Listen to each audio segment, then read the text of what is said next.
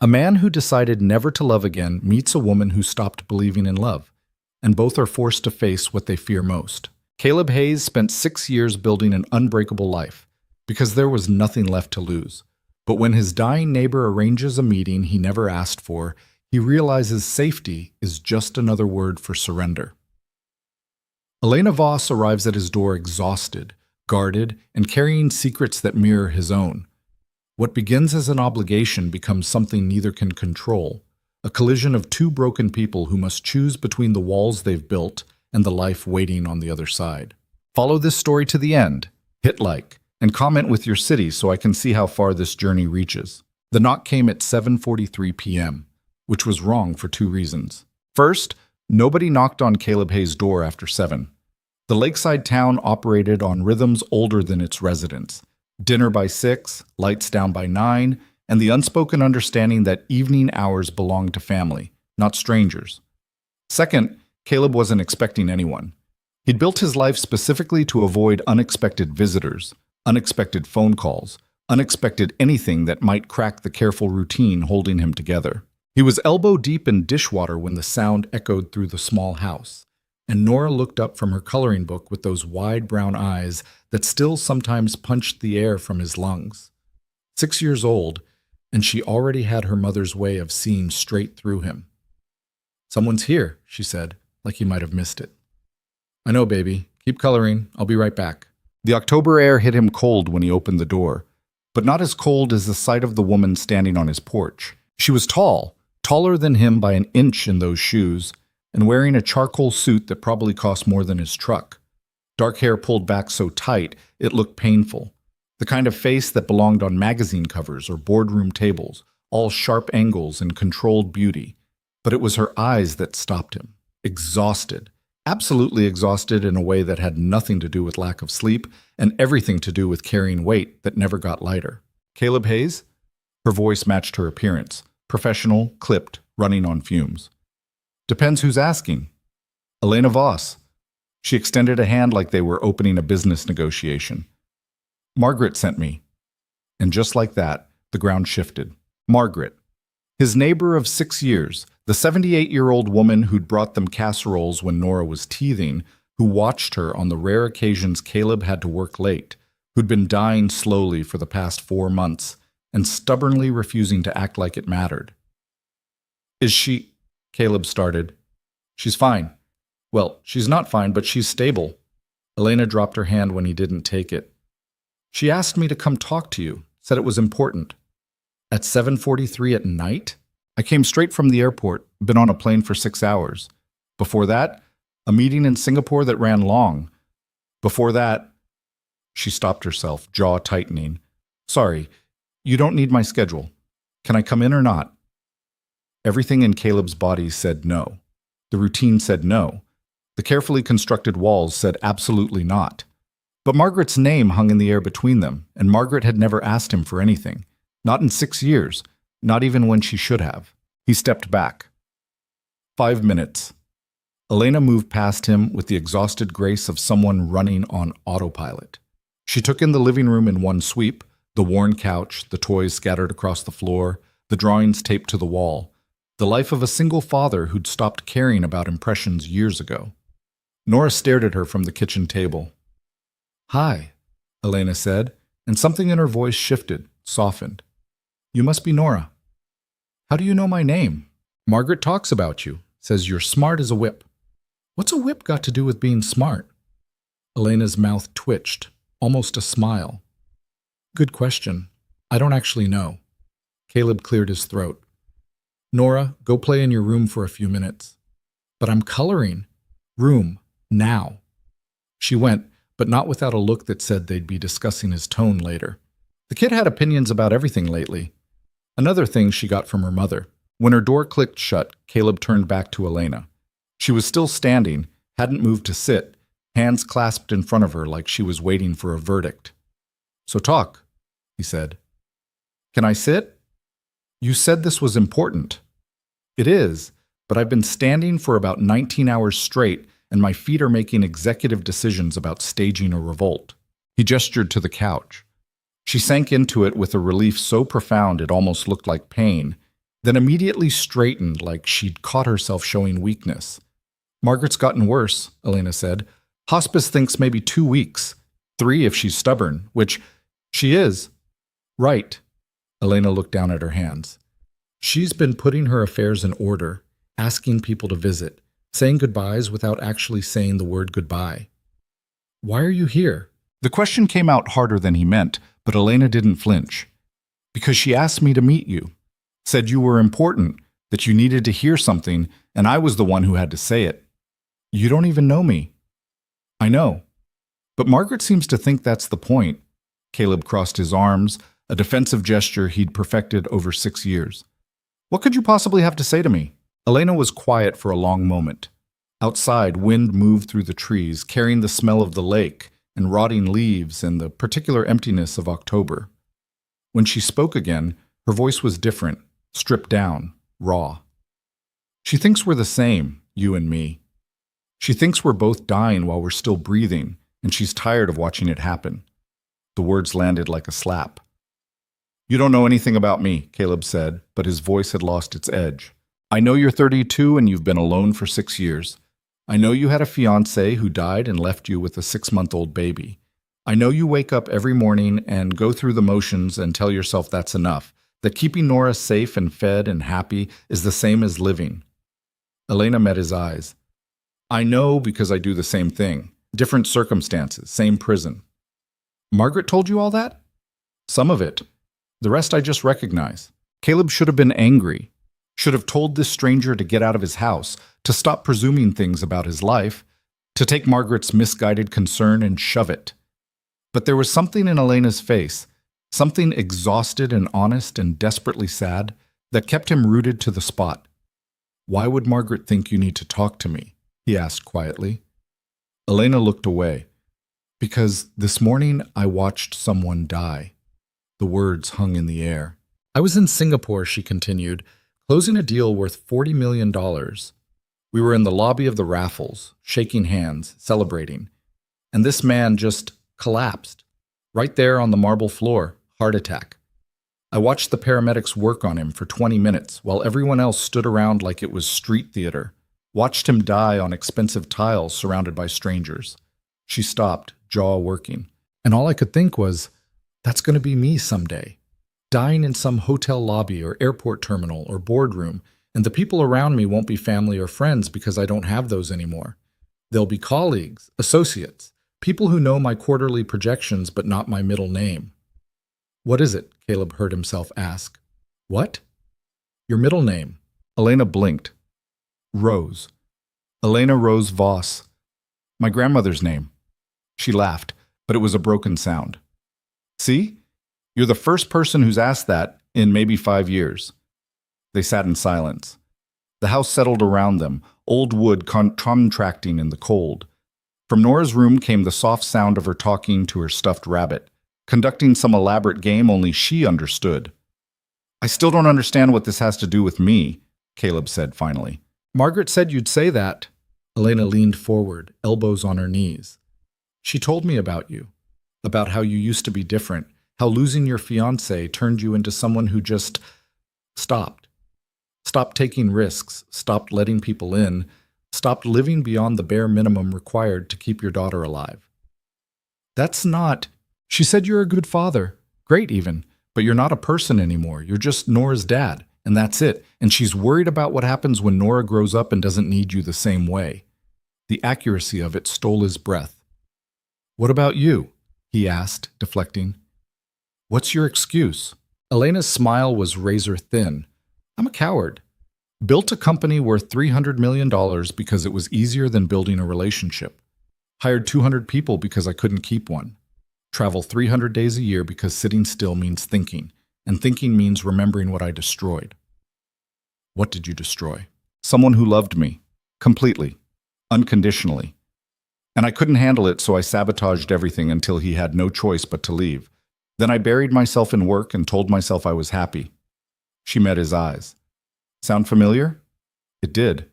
It absolutely did, and Caleb hated her for it. You should go, he said. Probably. But neither of them moved. Margaret's dying, Elena said quietly. And before she goes, she wants to know she tried. She's been alone her whole life, never married, no kids, built her whole existence around being independent and needing nobody. And now she's at the end, and all that independence just means dying alone. She doesn't want that for us. So what? She thinks putting two broken people in a room together fixes anything? Maybe she thinks broken people recognize each other. Maybe she thinks we're the only ones who'd be honest enough to admit it. Caleb ran a hand through his hair. This was insane. This whole conversation was insane.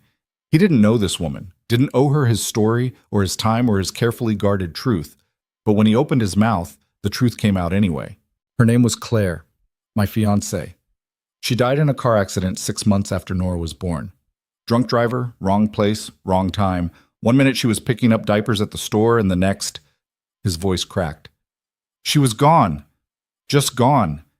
And I had this 6-month-old baby who needed everything, and I couldn't fall apart because there was nobody else, so I just didn't. You locked it away, Elena said softly. I did what I had to do. And then you kept doing it, year after year, until you forgot how to do anything else. Don't psychoanalyze me. You don't know me. No. But I know the shape of the hole you're living in, because I'm in one just like it. Elena stood, and suddenly she looked smaller, tired, human. I came here because a dying woman asked me to, and because watching someone collapse in a hotel lobby made me realize I don't want to die like that. I don't want to wake up at 50 and realize I haven't lived since I was 25. What do you want me to do about it? I don't know. Margaret seemed to think we could help each other, that maybe two people stuck in the same trap could find a way out together. That's not how it works. Probably not. Elena moved toward the door, then stopped. Can I ask you something? You've been asking things for the past 20 minutes. When was the last time you did something just because you wanted to? Not for Nora, not for work, just for you.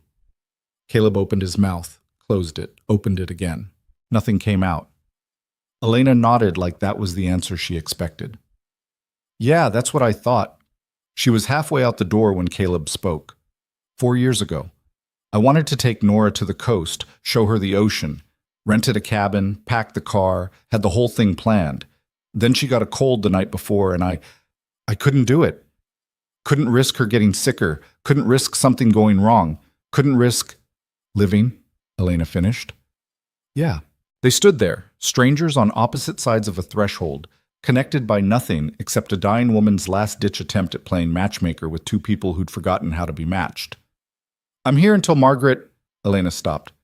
I'm here for a while. She asked me to stay. Handle some things for her. I work remotely most of the time anyway, so I can... It doesn't matter. Point is, I'm around if you want to talk, or not talk, whatever. Why would I want to talk to you? Because Margaret's right. We're the same. And maybe that's the only qualification that matters.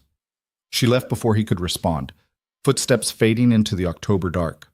Caleb stood in the doorway until the cold got unbearable, then closed the door and leaned against it.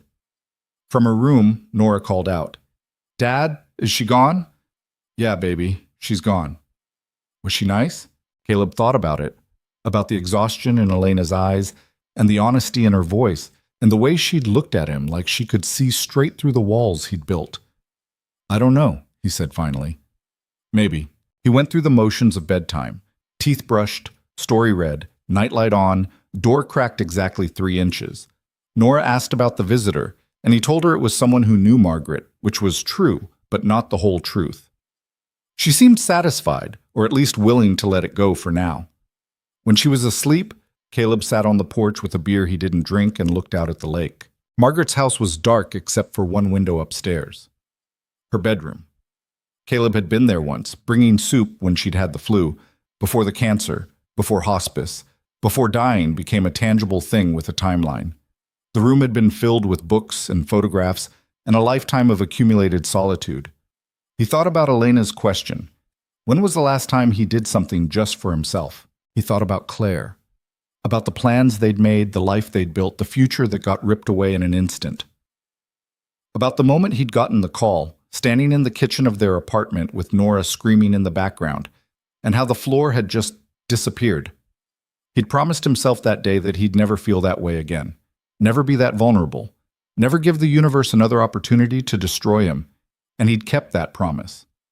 For 6 years, he'd kept it. But sitting on the porch, looking at Margaret's lit window and thinking about Elena's exhausted eyes, Caleb wondered for the first time if keeping that promise was the same as keeping himself alive. The next 3 days passed normally. Caleb worked his shifts at the hardware store, picked Nora up from school, made dinner, supervised homework, repeated. The routine held. The routine always held. But Margaret's window stayed lit later each night. On the 4th day, he saw Elena's car in the driveway. Sleek and expensive, completely out of place on their street of aging Fords and Chevys. She was there when he left for work, still there when he got home, gone by bedtime. On the 5th day, Nora asked about her. Is that lady staying with Miss Margaret? Looks like it. Why? Because Miss Margaret's sick, remember? She needs help. Are you going to help too? Caleb paused in the middle of cutting carrots. What do you mean? You always helped before, when she needed things. It was true. For 6 years, he'd been the one changing light bulbs Margaret couldn't reach, clearing snow from her walk, driving her to appointments when her car wouldn't start.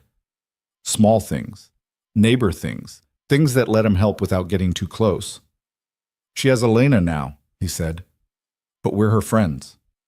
The simplicity of it stopped him, out of the mouths of 6-year-olds. You're right, he said finally. We should check on her. They went over after dinner, Nora carrying a drawing she'd made, Miss Margaret surrounded by flowers and rainbows and that particular brand of chaotic joy only children's art could capture. Caleb brought nothing except the unease that had been building since Elena walked out of his house 5 nights ago. Elena answered the door in jeans and a sweater, hair down, looking more human than she had in the suit. Still exhausted, but differently. Less corporate fatigue, more emotional marathon. Caleb, Nora. She seemed genuinely surprised. Hi. We brought a picture for Miss Margaret, Nora announced, holding it up. Elena's expression softened in a way Caleb wouldn't have thought possible. She's going to love this. Come in. The house smelled like lavender and something medicinal. Hospice had brought equipment, a hospital bed in the living room, oxygen tanks, things with digital readouts that beeped softly. Margaret was propped up on pillows, thinner than she'd been a month ago, but her eyes were sharp as ever. Caleb Hayes, she said, voice raspy. Took you long enough. Been busy. Busy being stubborn, more like. She looked at Nora. And who's this beautiful artist? Nora showed her the picture, explaining each flower and rainbow in elaborate detail. Margaret listened like it was the most important presentation she'd ever heard, asking questions, pointing out her favorites. Watching them, Caleb felt something crack in his chest. Elena stood by the window, giving them space, but he could feel her watching him. Nora, honey, Margaret said finally, would you do me a favor? There's cookies in the kitchen, top shelf, green tin. Think you could get one for yourself and bring me one too? You're not supposed to have sugar, Nora said seriously. Dad says sugar makes you hyper. Margaret laughed, which turned into a cough. Well, at my age, hyper sounds pretty good. Go on. When Nora disappeared into the kitchen, Margaret fixed Caleb with a look. Sit down. You're making me nervous hovering. He sat. Elena stayed by the window. You met Elena, Margaret said. Not a question. I did. And? And what? You ambushed me with a stranger who showed up quoting my life story like she'd read my diary. I told her the truth, figured someone should. That wasn't your place. I'm dying, Caleb. I don't have time for other people's places. Margaret reached for the water glass on her bedside table. Elena moved immediately, helping her drink, arranging the pillows. Practiced motions. She'd been doing this for days. I asked Elena to come because you two need each other. We don't even know each other. That's the point. You're both so trapped in your own heads you can't see straight. Maybe a stranger's exactly what you need. Or maybe you should let people live their own lives. Living? Is that what you call it? Margaret's voice sharpened. You go to work, come home, take care of Nora, and repeat. That's not living. That's surviving. And survival's fine when you're in crisis, but Caleb, the crisis is over. Claire's been gone 6 years. At some point, you have to decide if you're going to honor her memory or hide behind it. The words hit like a physical blow. That's not fair, he said quietly. No. Dying at 46 isn't fair. What happened to Claire isn't fair. But you're still here, and that little girl in there needs more than a father who's just going through motions. I'm a good father. You're an excellent father, but you're a ghost of a person, and one day Nora's going to be old enough to notice. Caleb stood. I should go. Sit down. Margaret, please. The word stopped him. Margaret didn't say please, didn't ask. She told, ordered, demanded. Hearing her say please was like watching the earth tilt. He sat. Margaret looked between him and Elena, who'd been silent through the whole exchange, face carefully neutral. I don't have much time left, Margaret said. And I've spent my whole life alone, made that choice, lived with it, mostly didn't regret it. But now I'm here, and I'm looking back, and you know what I see? A whole lot of empty. Accomplishments, sure. Independence, absolutely. But no one to share it with. No one who really knew me, and that's... Her voice cracked. That's a hard way to go. You have us, Caleb said. You have me and Nora. You have Elena now. I do, and I'm grateful. But it's not the same as having someone when you're young enough to build a life with them. It's not the same as taking risks when the stakes still matter. She reached for his hand. Hers was cold, weightless. I see you, Caleb. See you hiding. And I see Elena doing the same thing with different scenery. You're both choosing safety over life, and I get it. I do. But I'm at the end, and I can tell you with absolute certainty that the safe choice is the one you'll regret, every single time. Nora came back with cookies, breaking the moment. They ate and talked about lighter things, Nora's upcoming school play, a bird's nest Margaret could see from her window, the weather. But the weight of Margaret's words hung in the air, unshakable. When they left, Elena walked them to the door. Sorry about that, she said quietly. Margaret's got opinions. She always has. She means well. That doesn't make her right. Elena studied him for a moment.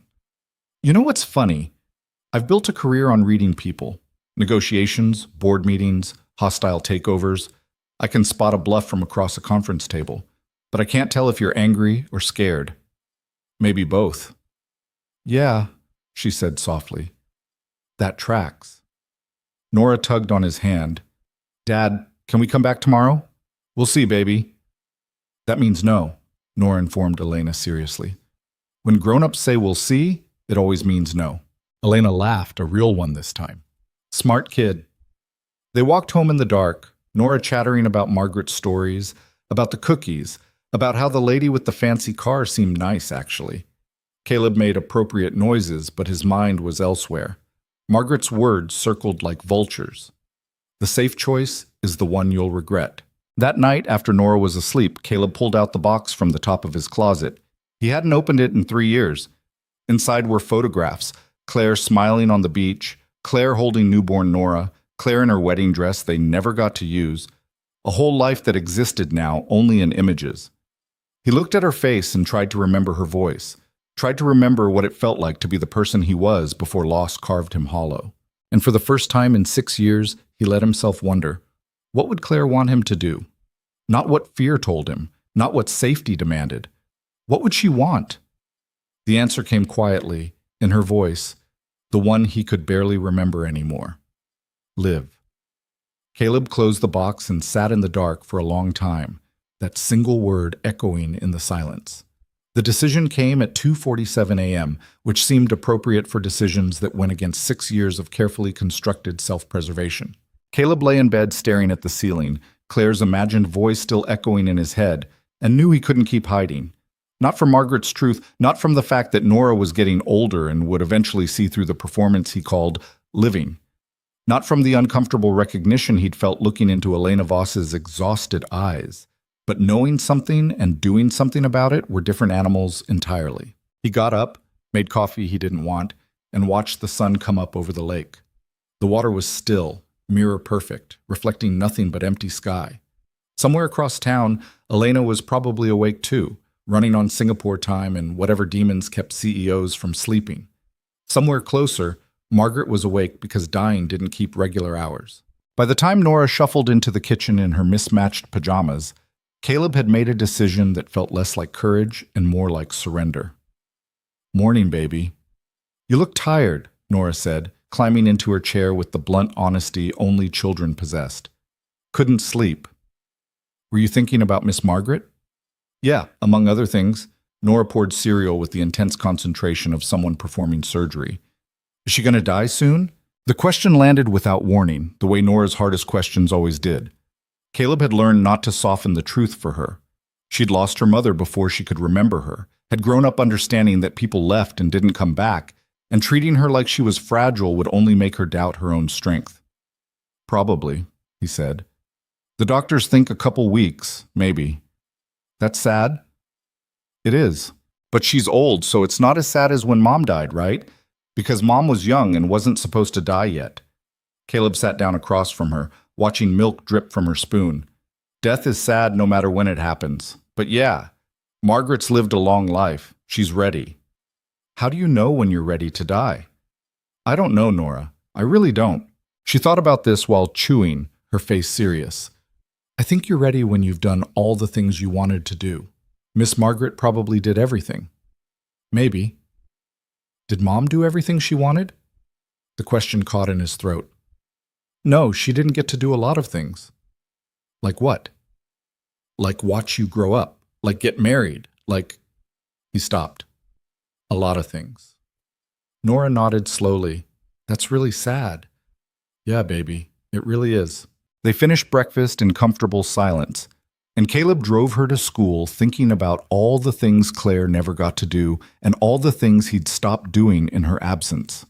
The math didn't add up. Her death didn't erase his life, but somehow he'd been living like it did.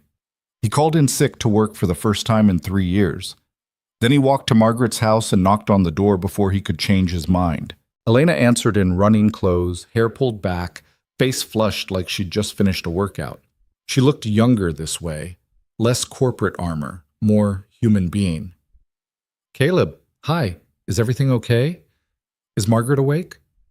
Yeah, but she's having a rough morning. Hospice nurse is with her. Elena stepped onto the porch, pulling the door mostly closed. What's going on? I need to talk to you. Something flickered across her face.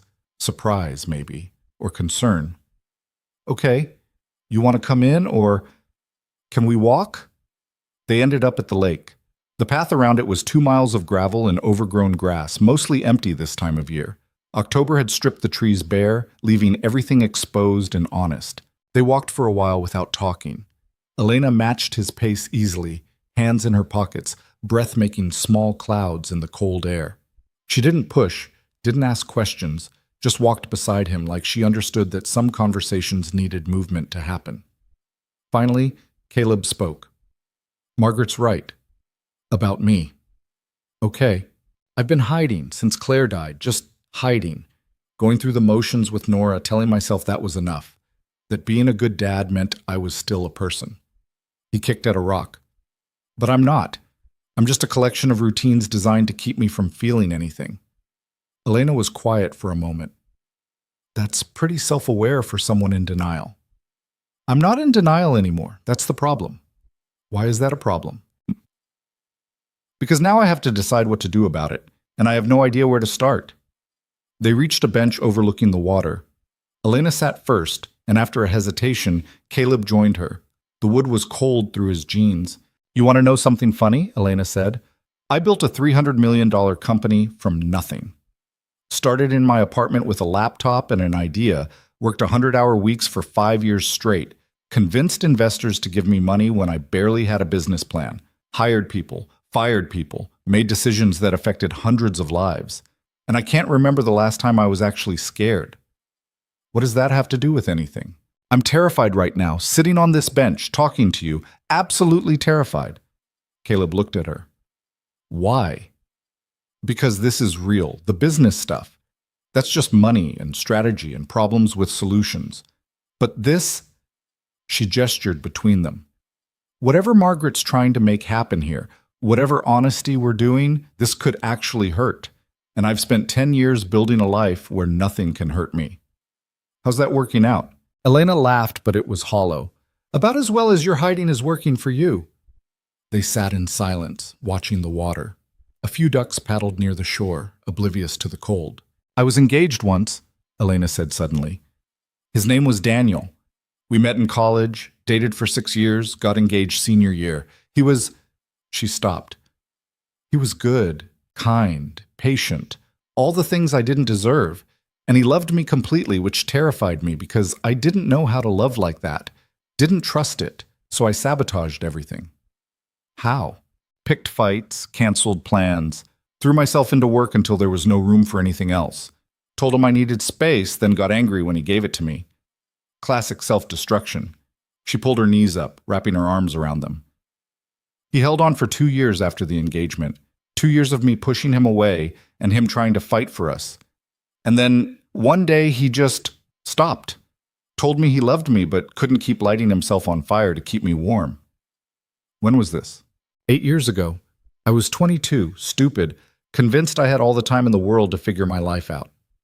Her voice cracked slightly. Haven't seen him since. Heard he got married, has 2 kids, lives in Portland. Living the life we could have had if I hadn't been such a coward. Caleb watched her profile, the way she held herself together through sheer force of will. You ever try to reach out? Once, about 4 years ago. Got drunk at a conference. Sent him a long email apologizing for everything. He wrote back the next day. Very kind, very final. Said he'd forgiven me a long time ago, hoped I was happy, wished me well. And that was it. Door closed. I'm sorry. Don't be. I earned it. Elena dropped her forehead to her knees. The worst part is I used it. Used the pain to fuel the business. Told myself that if I couldn't have love, I'd have success. And it worked. Built everything I have now on the ashes of the one real thing I ever destroyed. That's not something to be proud of. I'm not proud, I'm just... She lifted her head, eyes bright. I'm tired. I'm so tired of pretending the trade was worth it, of acting like a corner office and a stock portfolio make up for dying alone. The rawness in her voice matched something in Caleb's chest, the thing that had been cracking since Margaret called him out, since he'd opened Claire's box, since he'd admitted to himself that surviving wasn't the same as living. I don't know how to do this, he said quietly. Do what? Start over. Open up. Risk. He gestured helplessly. Any of it. I've spent 6 years making sure Nora never sees me fall apart, and I'm good at it now. Too good. I don't know how to be any other way. So don't start with falling apart. Start smaller. Like what? Elena thought for a moment. What's something you used to do? Before Claire died? Something that made you feel like yourself. The question should have been simple, but Caleb's mind went blank. 6 years was a long time to forget who you were. Then, slowly, a memory surfaced. I used to build things, he said. Furniture, mostly. Had a workshop in the garage of our old apartment. Nothing fancy, just tables, chairs, shelves. Liked working with my hands, seeing something take shape. Claire always said I should sell them, but I never wanted to. It wasn't about making money. It was just yours, Elena finished. Yeah. When's the last time you built something? Caleb tried to remember. Week before Nora was born. Made her a crib. Haven't touched the tools since. Why not? Because... The answer stuck in his throat. Because Claire had been the one who encouraged it. Because the workshop reminded him of planning a future that never happened. Because building things required hope, and hope was dangerous. It hurt too much. Elena nodded like she understood completely. I used to paint, watercolors mostly. Nothing good, but I loved it. Used to spend Sunday mornings with coffee and a brush, just making things. Haven't painted in 8 years. Sold all my supplies when I moved to a bigger apartment. Told myself I didn't have time for hobbies. Did you not have time, or did it hurt too much? Both. Neither. Does it matter? She turned to face him. Point is, we both gave up pieces of ourselves and called it moving forward. But maybe Margaret's right. Maybe we're not moving at all. Maybe we're just stuck. A runner passed them on the path, earbuds in, breath steaming. They waited until she was gone before speaking again. What are we supposed to do? Caleb asked. Even if we admit we're stuck, what changes? I don't know. But maybe that's where we start. Not knowing, but trying anyway. That's terrifying. Yeah. Elena met his eyes. It really is. They walked back slowly, the conversation shifting to safer topics. Nora's upcoming school play, Margaret's favorite foods, the weather. surface stuff that let them breathe after going so deep. But something had shifted. Some wall had developed a crack. When they reached Margaret's house, Elena stopped at the bottom of the porch steps.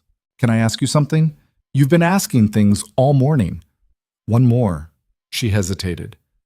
"Would you want to have dinner sometime?" "Nothing. I mean, not like a date or anything. Just two people who are apparently stuck in the same trap, trying to figure out if there's a way out." Caleb's instinct was to say no, to retreat back into the safety of routine, to protect the walls that kept him functional. But then he thought about Claire's voice telling him to live, about Margaret's warning that the safe choice was the one you'd regret, about Nora asking when he'd last done something just because he wanted to. "Okay," he heard himself say. Elena looked as surprised as he felt. "Yeah?" "Yeah, but Nora comes too. I don't do things without her. I wouldn't expect you to." Elena smiled, and for the first time since they'd met, it reached her eyes. "How about Saturday? I'll cook, unless you don't trust a CEO to know her way around a kitchen." "You can cook?" "I can follow directions. Whether that counts as cooking is debatable." "Saturday works." They stood there for a moment, two people who'd just agreed to something neither fully understood, united by a dying woman's conviction that they needed each other. "I should check on Margaret," Elena said finally. "Yeah, I should." Caleb realized he had nowhere to be, had called in sick, had broken routine for the first time in years. "I should pick up Nora from school." "That's not for 5 hours." "Right. Well, I'll find something to do." Elena's smile turned knowing. "You have no idea what to do with unscheduled time, do you?" "Not even a little bit." "Me neither." She started up the steps, then turned back. "Hey, Caleb?" "Yeah?" "Thanks. For this morning. For being honest." "You too." He walked home feeling untethered, like he'd cut a rope he'd been using as an anchor, and wasn't sure if he'd float or drown. The house was too quiet, too empty. He wandered room to room, looking at the life he'd built, clean, organized, utterly devoid of anything that wasn't necessary for survival. On impulse, he opened the garage. The workshop was exactly as he'd left it 6 years ago. Tools on pegboards, sawdust on the floor, half-finished projects covered in dust. He'd meant to clean it out 100 times, but somehow never got around to it. Like some part of him knew that erasing it completely would be admitting something he wasn't ready to admit. He picked up a chisel, felt the weight of it, the familiar grip. His hands remembered what his mind had tried to forget.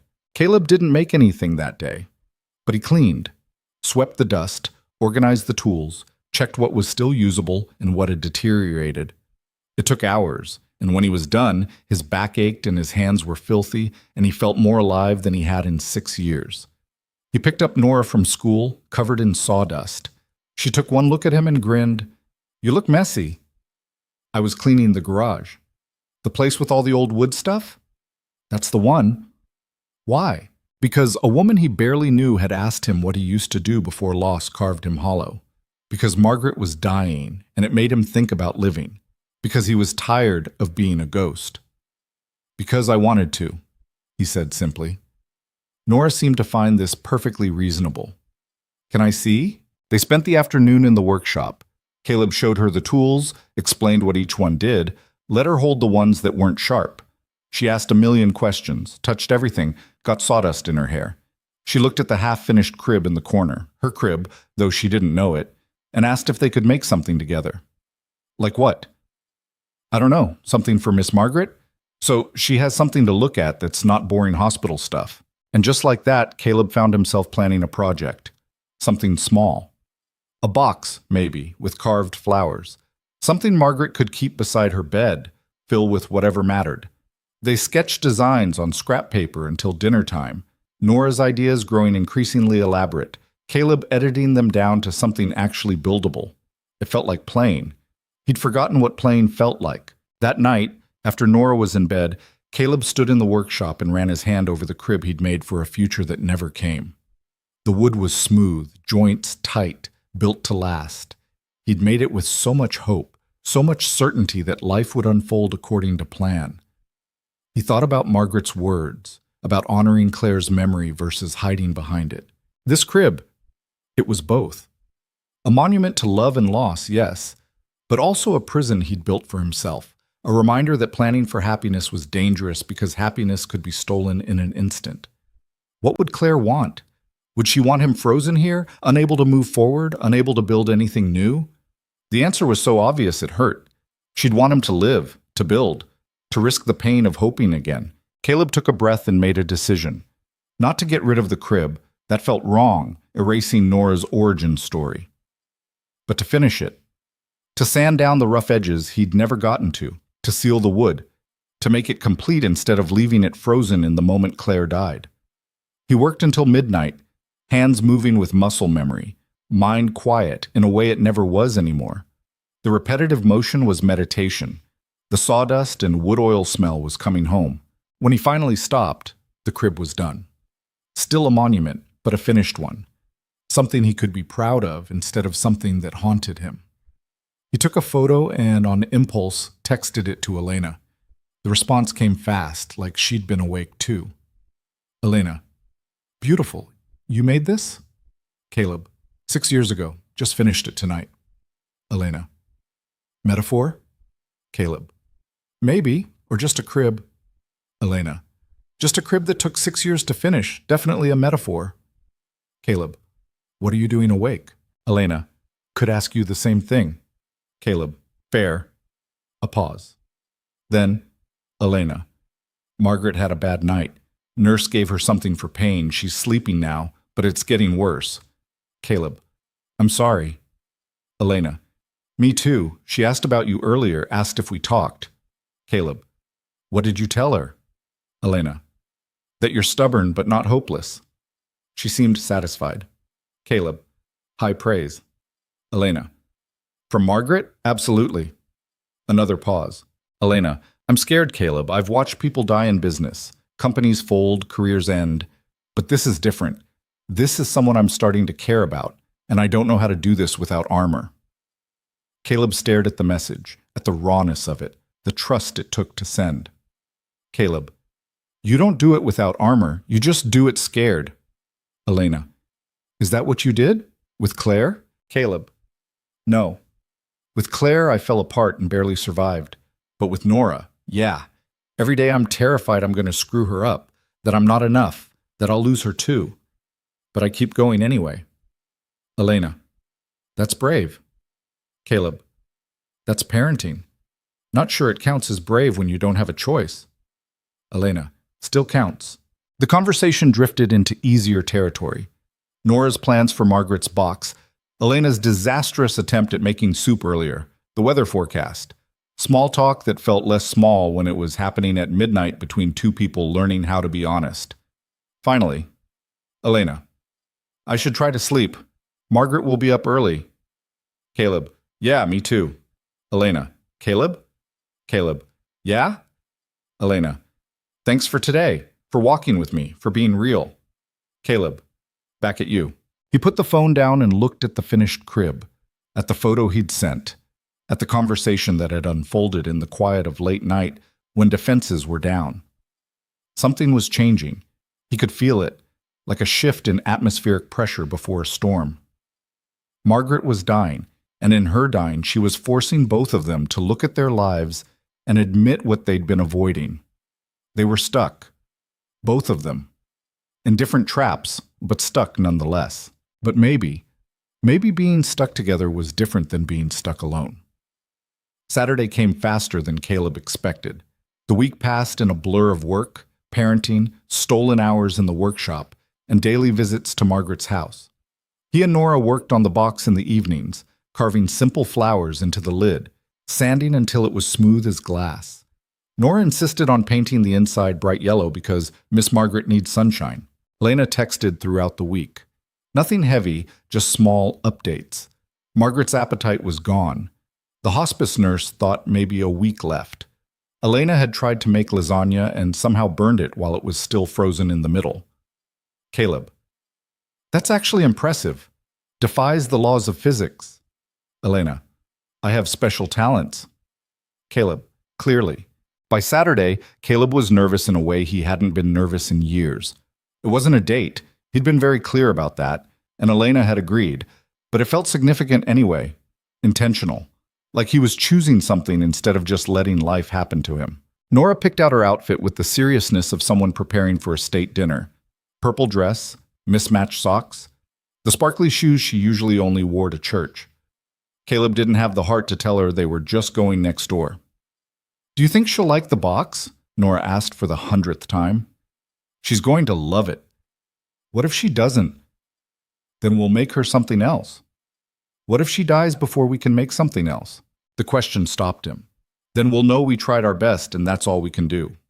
Nora thought about this while tying her shoes. "Dad?" "Yeah, baby? Is Elena going to be your girlfriend?" "What? No, we're just friends." "But you text her, and you smile when you text her." "I smile when I text your teacher too. Doesn't make her my girlfriend." "That's different. You don't smile the same way?" Caleb knelt down to her level. "Listen, Elena and I are friends. That's it. She's here to help Margaret, and we're being nice to her because that's what neighbors do." "But do you like her?" "I don't know her well enough to like her or not like her." "But do you want to know her?" Out of the mouths of 6-year-olds. "Maybe. Is that okay with you?" Nora considered this with the gravity of a Supreme Court justice. "I guess. She seems sad, though, like you used to be." "Like I used to be.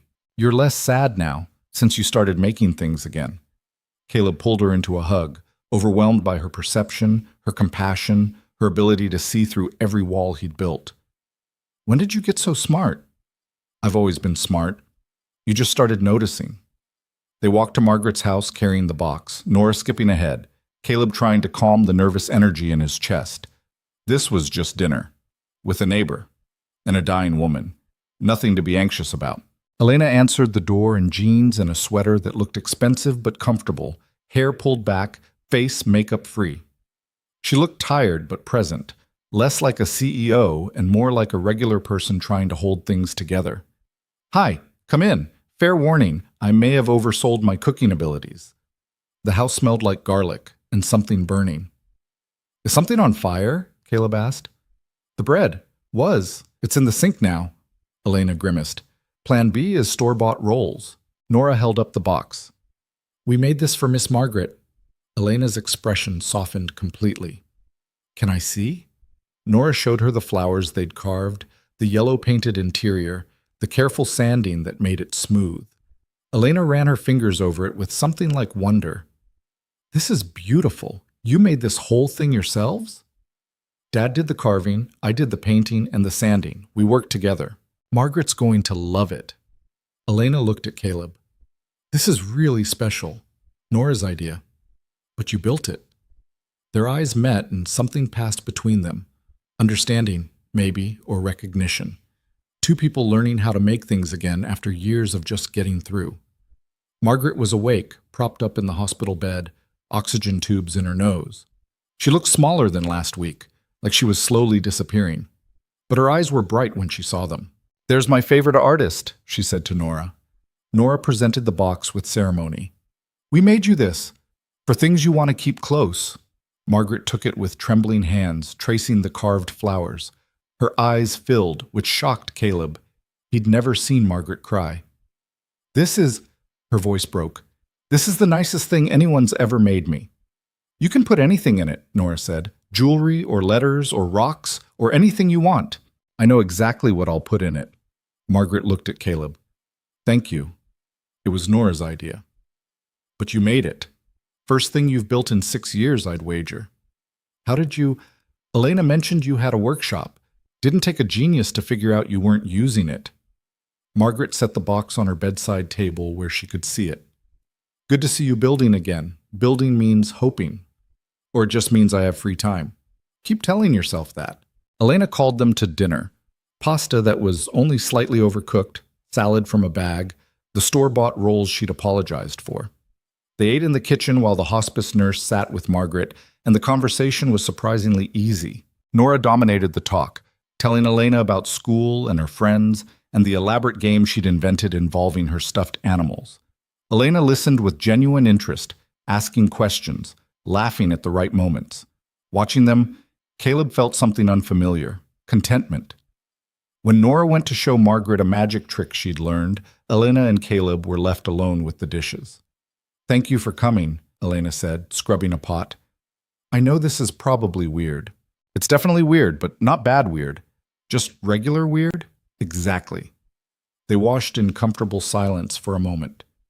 She's getting worse fast, Elena said quietly. The nurse thinks maybe days now, not weeks. I'm sorry. I keep thinking I should be more prepared. I mean, I knew this was coming. That's why I'm here. But knowing something intellectually and feeling it emotionally, she stopped. I don't know why I thought I could do this without it hurting. You can't. That's the whole point. What do you mean? Caleb dried a plate carefully. When Claire died, people kept telling me it would get easier. That time heals all wounds. But that's not really true. It doesn't get easier. You just get stronger. The weight doesn't change. You just learn how to carry it. That's bleak.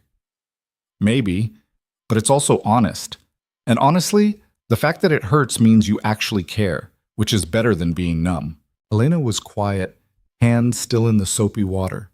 I've been numb for 8 years, built my whole life around not feeling things. And now I'm here, and Margaret's dying, and you're... She stopped.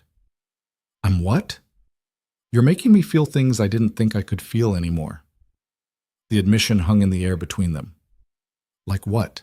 Caleb asked softly. Like maybe being alone isn't safer. Maybe it's just alone.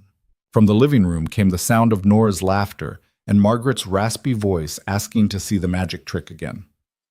The hospice nurse murmured something encouraging, life continuing despite death's approach.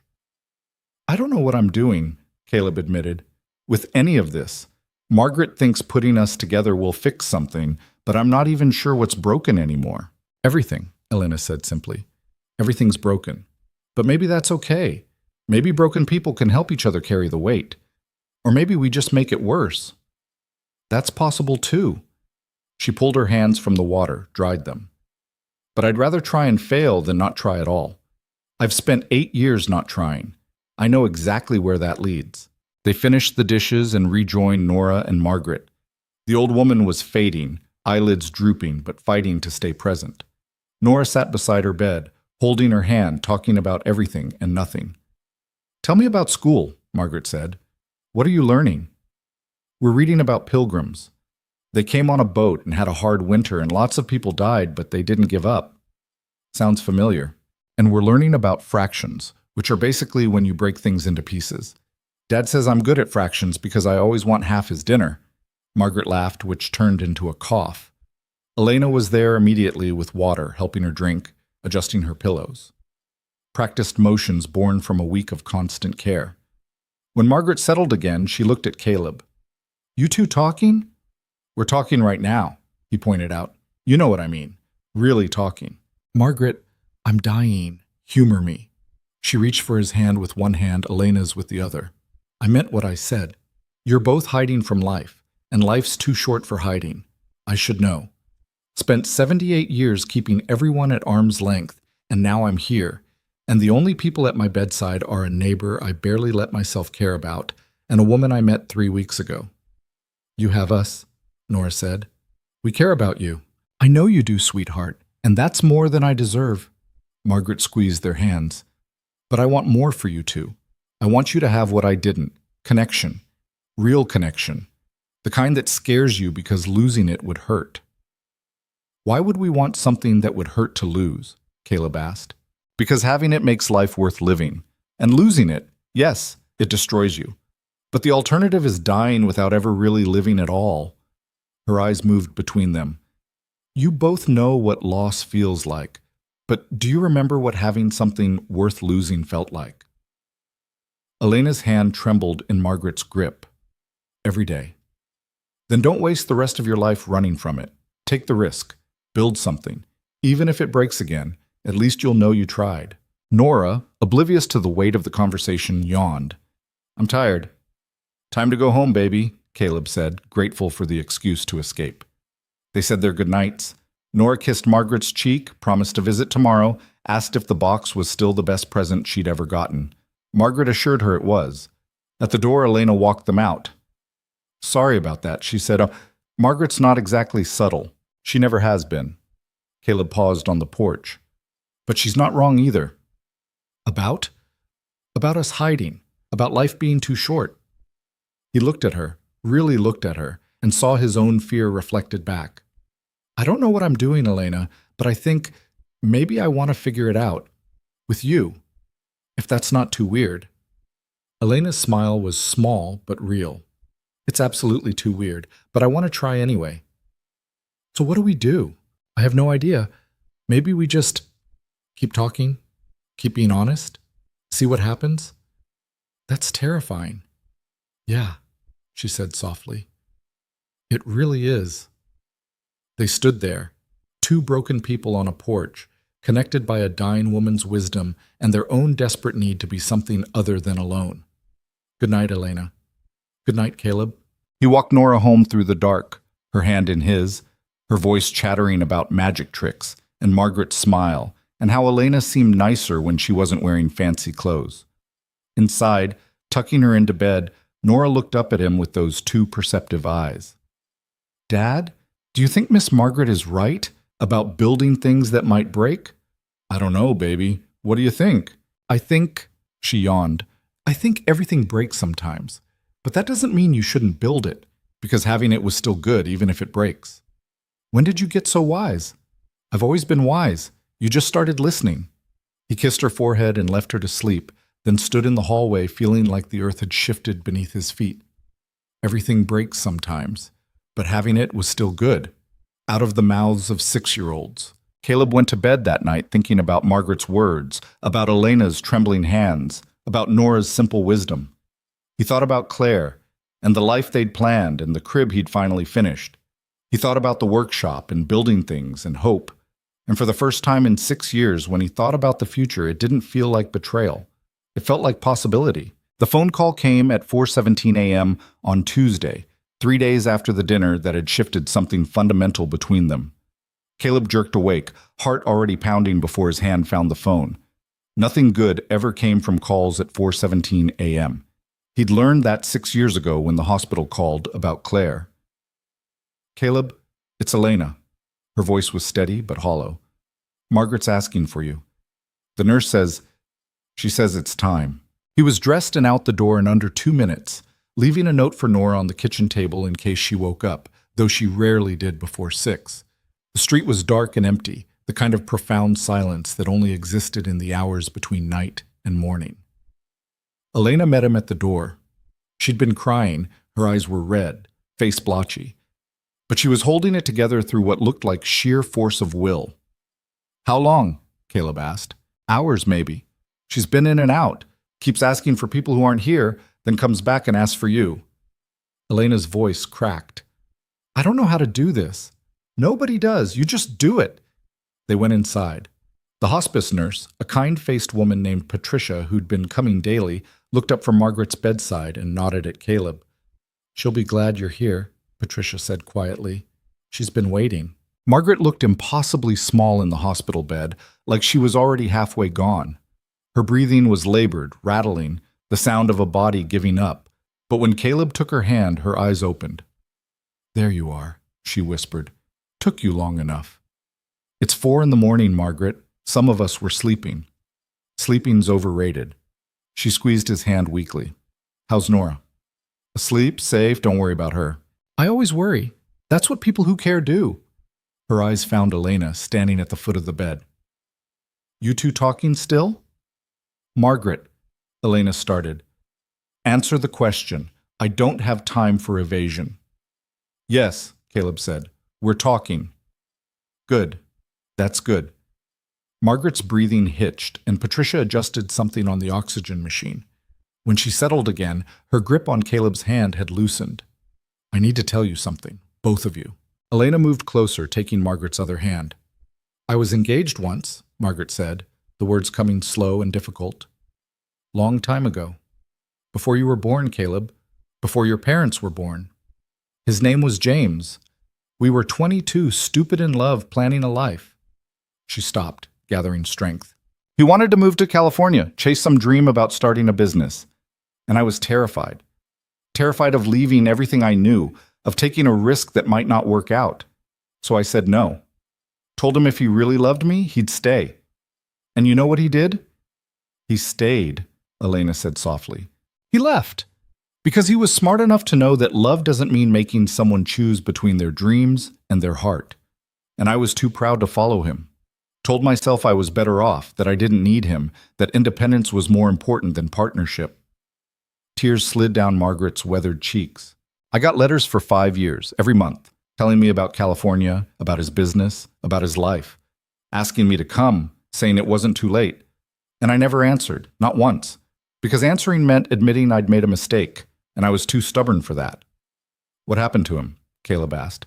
He married someone else, had 3 kids, built the life he wanted with someone brave enough to build it with him. And I stayed here, convinced I'd made the right choice, that my independence was worth more than love. Her breathing was getting worse. I was wrong. So wrong. And now I'm dying alone because I was too scared to take a risk when it mattered. You're not alone, Elena said, voice breaking. We're here. You're here because you're kind. But you're not family. You're not the person who would have held my hand through 50 years instead of 5 days. Margaret looked between them with fierce intensity. Don't be me. Don't let fear make your choices, because the safe choice, the one that protects you from getting hurt, that's the one that kills you slowly. That's the one you'll regret when you're lying here at the end. We're trying, Caleb said. We're really trying. Try harder. Life's too short for trying. Just do it. Be brave. Take the risk. Her eyes closed. Promise me. Margaret, promise me, Caleb. And you, Elena. Promise you won't waste your lives the way I wasted mine. Elena was crying openly now. I promise. Caleb? He thought about Claire, about 6 years of hiding, about the workshop gathering dust and the future he'd been too terrified to imagine, about Nora asking when he'd last done something just because he wanted to. I promise, he said. Margaret's face relaxed, like she'd been holding on just to hear those words. Good. That's good. Now get out of here, both of you. I don't want an audience for this part. We're not leaving you, Elena said firmly. Yes, you are. Patricia's here. That's enough. When they didn't move, Margaret's voice strengthened slightly. I'm dying, not asking permission. Go, take a walk, watch the sunrise. Do something living while you still can. Patricia nodded. I'll call if anything changes. But she's right. This could take hours still. No sense in you both sitting here wearing yourselves out. They went reluctantly, leaving Margaret in Patricia's capable hands. Outside, the air was cold enough to hurt, sharp and clean. The sky was just starting to lighten at the edges, that particular shade of blue-black that meant dawn was coming. I can't just walk, Elena said, hugging herself against the cold. I can't. I need to move or I'm going to fall apart. So we move. They ended up at the lake again, walking the path they'd walked that first morning, except now everything was different. Now they knew what it felt like to watch someone die. Now they carried Margaret's story and her warning and the weight of promises made to a woman who'd waited 78 years to admit her mistakes. Elena walked fast, almost running, like she could outpace her grief. Caleb kept up, saying nothing, just being present. Sometimes that was all you could do. Finally, she stopped at the bench overlooking the water. The same bench where they'd sat and admitted they were stuck, where they'd started being honest. I can't believe she never answered his letters, Elena said. 5 years of chances and she never took one. Pride's a hell of a thing. It's not pride, it's fear dressed up as pride. Elena sat hard on the bench. I did the same thing with Daniel. He tried to make it work for 2 years and I never gave him a real chance, just kept pushing him away until he had no choice but to leave. You were young. So was Margaret when she let James go. Age doesn't make you brave. It just gives you more time to regret being a coward. She looked at him. Do you regret it? Hiding for 6 years? Every single day. But I didn't know how to do anything else. And now? Now I'm terrified, but I'm trying. They sat in silence as the sky slowly lightened. Somewhere, birds were starting to wake up, their songs tentative at first, then building. The lake reflected the changing sky, dark blue fading to gray, then to pink at the edges. Tell me about Claire, Elena said quietly. Really tell me. Not the facts, the person. Caleb was quiet for a long moment, gathering memories that had gone fuzzy around the edges from 6 years of trying not to look at them too closely. She was intense, About everything. Couldn't do anything halfway. When she decided she wanted to learn to cook, she bought a $100 knife and took classes for 6 months. When she got into running, she trained for a marathon. When she loved someone, she loved them completely. He smiled, remembering. It was exhausting sometimes, but it was alive. She made everything feel more alive. How did you meet? College. I was working in the library. She came in at 2 in the morning during finals week and couldn't find the book she needed. I helped her find it, and she asked if I wanted to get coffee. We stayed up until dawn talking, and I remember thinking, this is it. This is the person I've been waiting for. What did you talk about? Everything, nothing. She wanted to know about my family, my major, what I wanted to do with my life. And she actually listened, really listened. Most people ask questions just to be polite, but Claire, she was genuinely interested in people, made you feel like you mattered. Elena's eyes were bright. She sounds wonderful. She was, but she wasn't perfect. She was stubborn, got angry fast, held grudges, had terrible taste in movies and sang off key in the shower, left her clothes all over the apartment and could never remember where she put her keys. His voice caught. But none of that mattered because she loved me, completely. And I loved her the same way. How did you do it? Love like that without being terrified? I was terrified all the time, but being with her was worth the fear. He looked out at the water. And then she died, and the fear won. Because loving someone that much and losing them, it breaks something in you. And I couldn't risk breaking again, so I just stopped loving, stopped hoping, stopped everything except keeping Nora safe. Do you think she'd understand? Why you stopped? Caleb thought about it. No, Claire would have been furious with me, would have told me I was wasting my life, that she didn't die so I could spend 6 years hiding. But understanding what she'd want and actually doing it are two different things. What changed? Nora, mostly. Watching her grow up, seeing her start to notice that her dad is just going through motions, and Margaret calling me out. And you... He stopped. Me? Yeah, you showed up and I saw myself reflected back. Saw what hiding looks like from the outside, and it's not pretty. It's not noble or safe or smart. It's just sad. We're both just sad, broken people pretending we chose this. Elena was quiet for a long time. When she spoke, her voice was barely above a whisper. I don't want to die like Margaret, alone in a house with regrets and boxes of letters I never answered. I don't want to be 78 and realize I wasted 50 years because I was too scared to try. So don't. It's not that simple. Isn't it? Margaret's dying wish was for us to be brave, to take risks, to choose life over safety. Caleb turned to face her. What are we so afraid of? Getting hurt again. We're already hurt. Has been for years. The difference is whether we're hurt and alive or hurt and hiding. When did you become the brave one? About 5 minutes ago. I'm terrified, Elena. Absolutely terrified. But I'm also tired of being scared. The sun broke over the horizon then, spilling gold across the water, turning everything bright and sharp and real. They sat in silence and watched it rise, two people at a turning point, standing on the edge between the lives they'd built and the lives they might choose. Elena's phone buzzed. She looked at it and her face went pale. Patricia says to come back. It's happening. They ran. By the time they got back to Margaret's house, the quality of her breathing had changed. Patricia met them at the door with sad eyes. She's close now, minutes maybe. She's not conscious, but she can probably still hear you. They went to her bedside. Margaret looked peaceful, almost translucent, like she was already becoming something other than solid. Her breathing was shallow, irregular, each breath seeming like it might be the last. Caleb took one hand, Elena the other. We're here, Margaret, Elena said softly. We came back. No response. Just the quiet rattle of breathing. We're going to keep our promise, Caleb said. We're going to be brave. We're going to try. Still nothing. They sat there in silence, holding her hands, bearing witness. This was what love looked like at the end. Not grand gestures or perfect words, just presence, just showing up, just staying. Margaret's breathing slowed, paused, slowed more. It's okay, Elena whispered, tears streaming down her face. You can go. We've got each other. You don't have to worry. One more breath, then another, smaller, then nothing. The silence was profound. Patricia checked for a pulse, then gently closed Margaret's eyes. "She's gone," Patricia said softly. "I'm so sorry."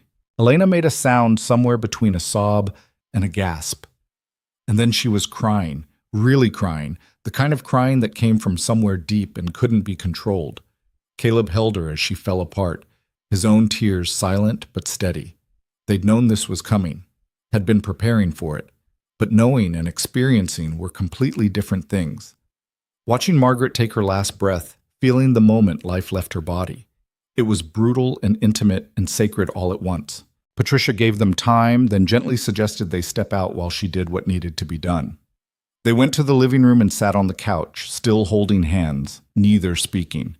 Finally, Elena said, "I've never watched someone die before. The man in Singapore, I saw it, but I wasn't close enough to really be part of it. But this, I know. It's so final. One minute she's here, and the next she's just gone, like a light switching off."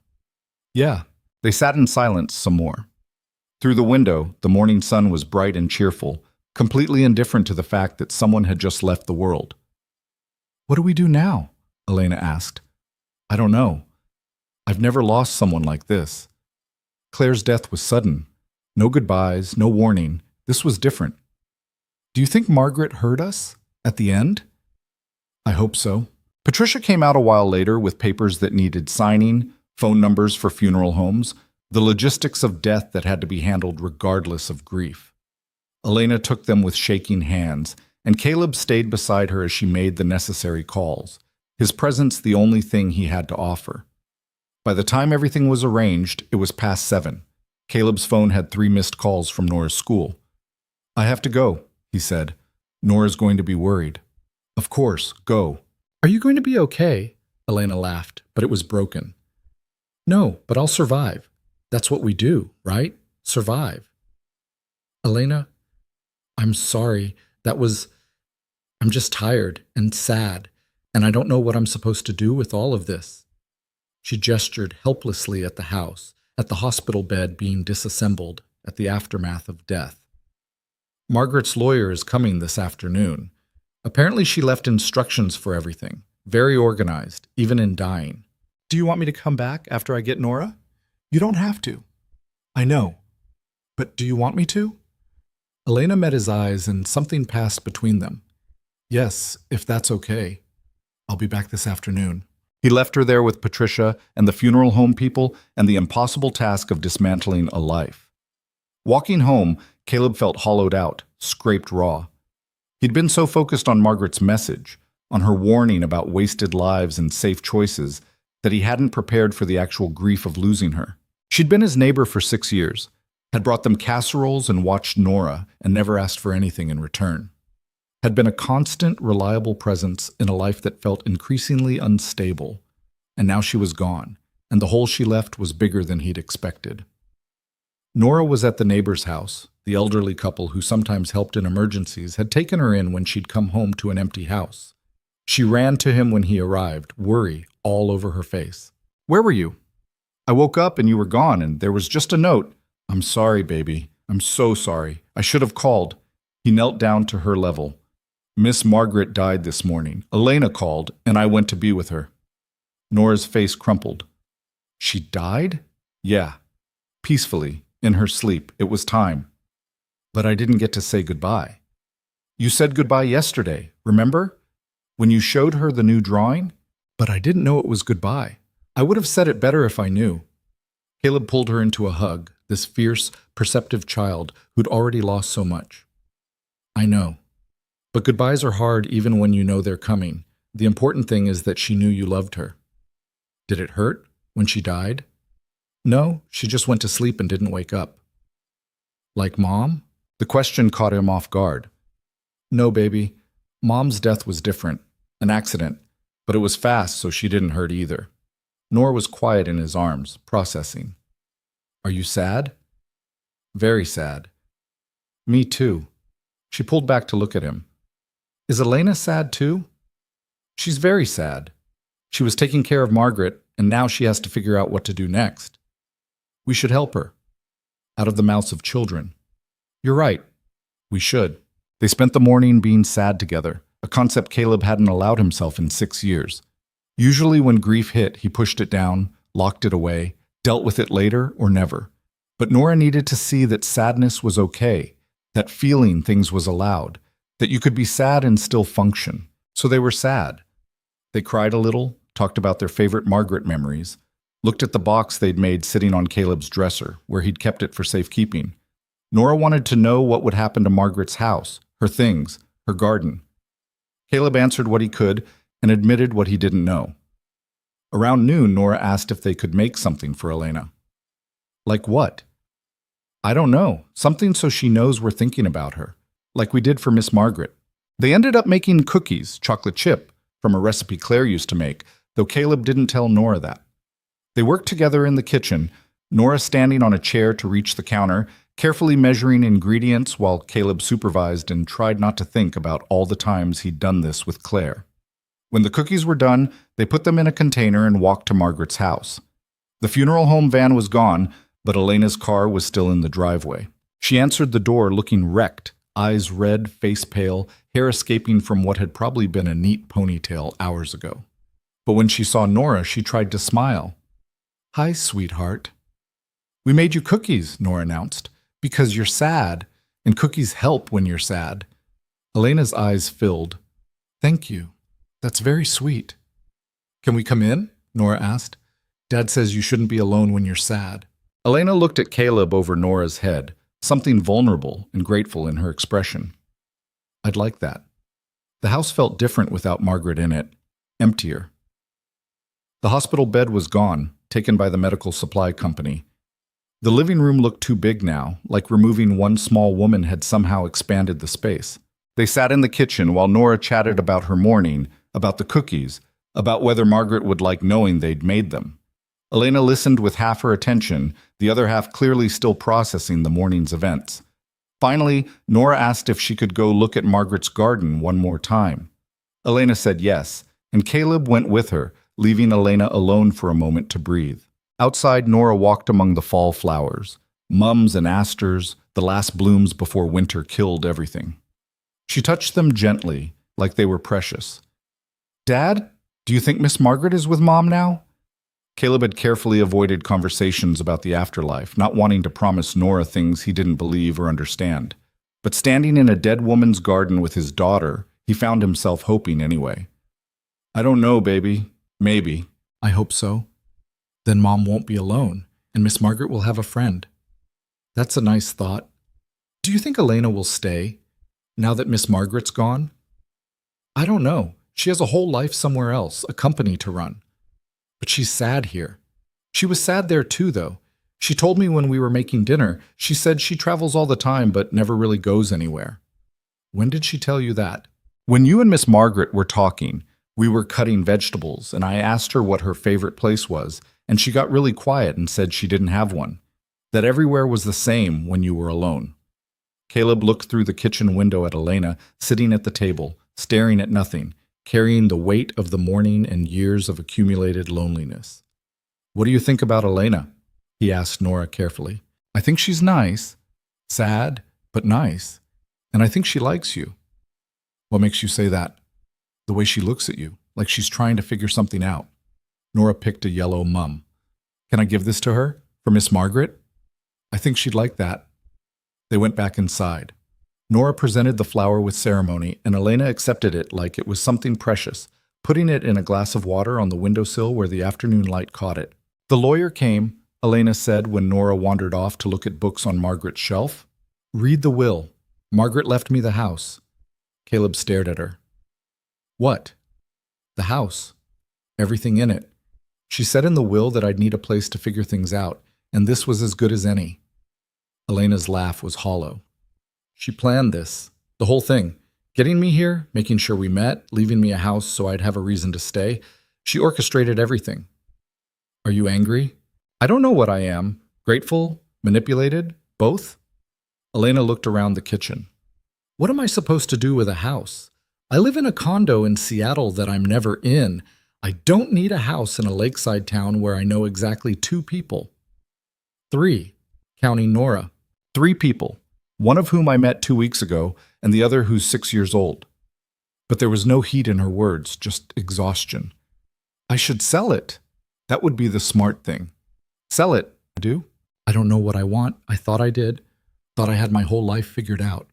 But then Margaret asked me to come, and I watched her die, and I made promises I'm not sure I can keep, and now I own a house I don't need, and I'm talking to a man I barely know, like he might have answers. She pressed her hands to her face. I'm sorry. This morning was... I can't think straight. You don't have to decide anything today. The lawyer needs an answer about the funeral arrangements. Margaret left instructions, but she gave me authority to make the final call. Do I do exactly what she wanted, or do I don't even know. I've never planned a funeral. What did she want? Simple service. No religious anything. Just people who knew her sharing memories. She wanted it at the house, in the garden. Elena dropped her hands. Is that weird, having a funeral in someone's garden? Margaret was weird. It fits. That got a small smile. Yeah, she really was. They spent the afternoon making calls to the funeral home, to Margaret's few friends scattered across town, to a caterer who could handle a garden service. Nora helped by drawing pictures to put around the house for the service, her 6-year-old interpretation of celebrating a life. By the time evening came, Caleb realized he'd spent the entire day with Elena, and it had felt natural, easy even, despite the circumstances. They worked well together, him handling logistics while she made decisions, both of them orbiting around Nora's cheerful presence. When it was time to leave, Nora hugged Elena goodbye. Are you going to be okay alone tonight? Nora asked with that blunt concern children specialized in. I'll be fine, sweetheart. You could come have dinner with us. Dad's making spaghetti, and he always makes too much. Elena looked at Caleb. I don't want to impose. You're not imposing. Nora's right. I always make too much. And honestly, after today, eating alone sounds terrible. Something shifted in Elena's expression. Okay. Yeah, that sounds good. They walked back to Caleb's house together, Nora between them, holding both their hands. Inside, Caleb cooked while Elena sat at the kitchen table and Nora told her elaborate stories about her stuffed animals' adventures. The domesticity of it should have felt strange, but instead it felt right. Over dinner, Nora asked about the funeral. When is it? Friday, Elena said. In Margaret's garden. Can I come? Caleb and Elena exchanged glances. It might be sad, Caleb said carefully, and kind of boring. Lots of grown-ups talking. But I want to say goodbye properly. I didn't get to this morning. Elena's eyes filled. Of course you can come. Margaret would want you there. After dinner, they ended up in the living room.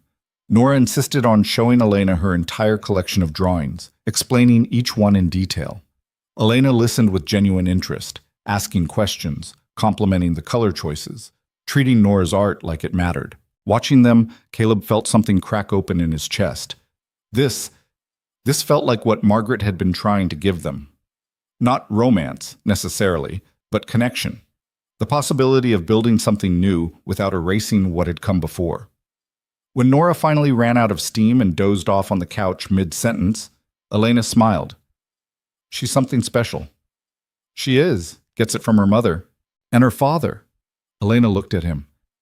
You've done an incredible job with her, Caleb. Being both parents, keeping her grounded and happy, that's not easy. I just do what needs doing.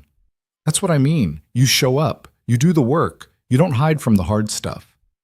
I've been hiding for 6 years. Not from her. From yourself, maybe. From the possibility of more. But never from Nora. Elena was quiet for a moment. I envy that. The certainty of knowing you matter to someone. That you're essential. You matter to people. To employees, to investors, to people who need me professionally. But that's not the same as... She gestured at Nora. That. Being someone's whole world. You could have that. Could I? I'm 30 years old and I've spent the last 8 years proving I don't need anyone. What makes you think I'm capable of being someone's whole world? The fact that you're asking means you want to be. Elena looked at him, really looked at him, and the weight of the day and the grief and the promises they'd made to Margaret all hung in the air between them. I don't know what I'm doing, she admitted. With the house, with staying, with this, whatever this is, neither do I. But maybe that's okay. Maybe not knowing is where we start. That's terrifying. Yeah, Caleb said softly. It really is. They sat in comfortable silence while Nora slept, the house quiet around them. Two people who'd spent years running from exactly this kind of moment, but neither of them got up to leave. Neither pulled back. Eventually, Caleb carried Nora to bed, and when he came back, Elena was standing by the door. I should go. Probably. But she didn't move.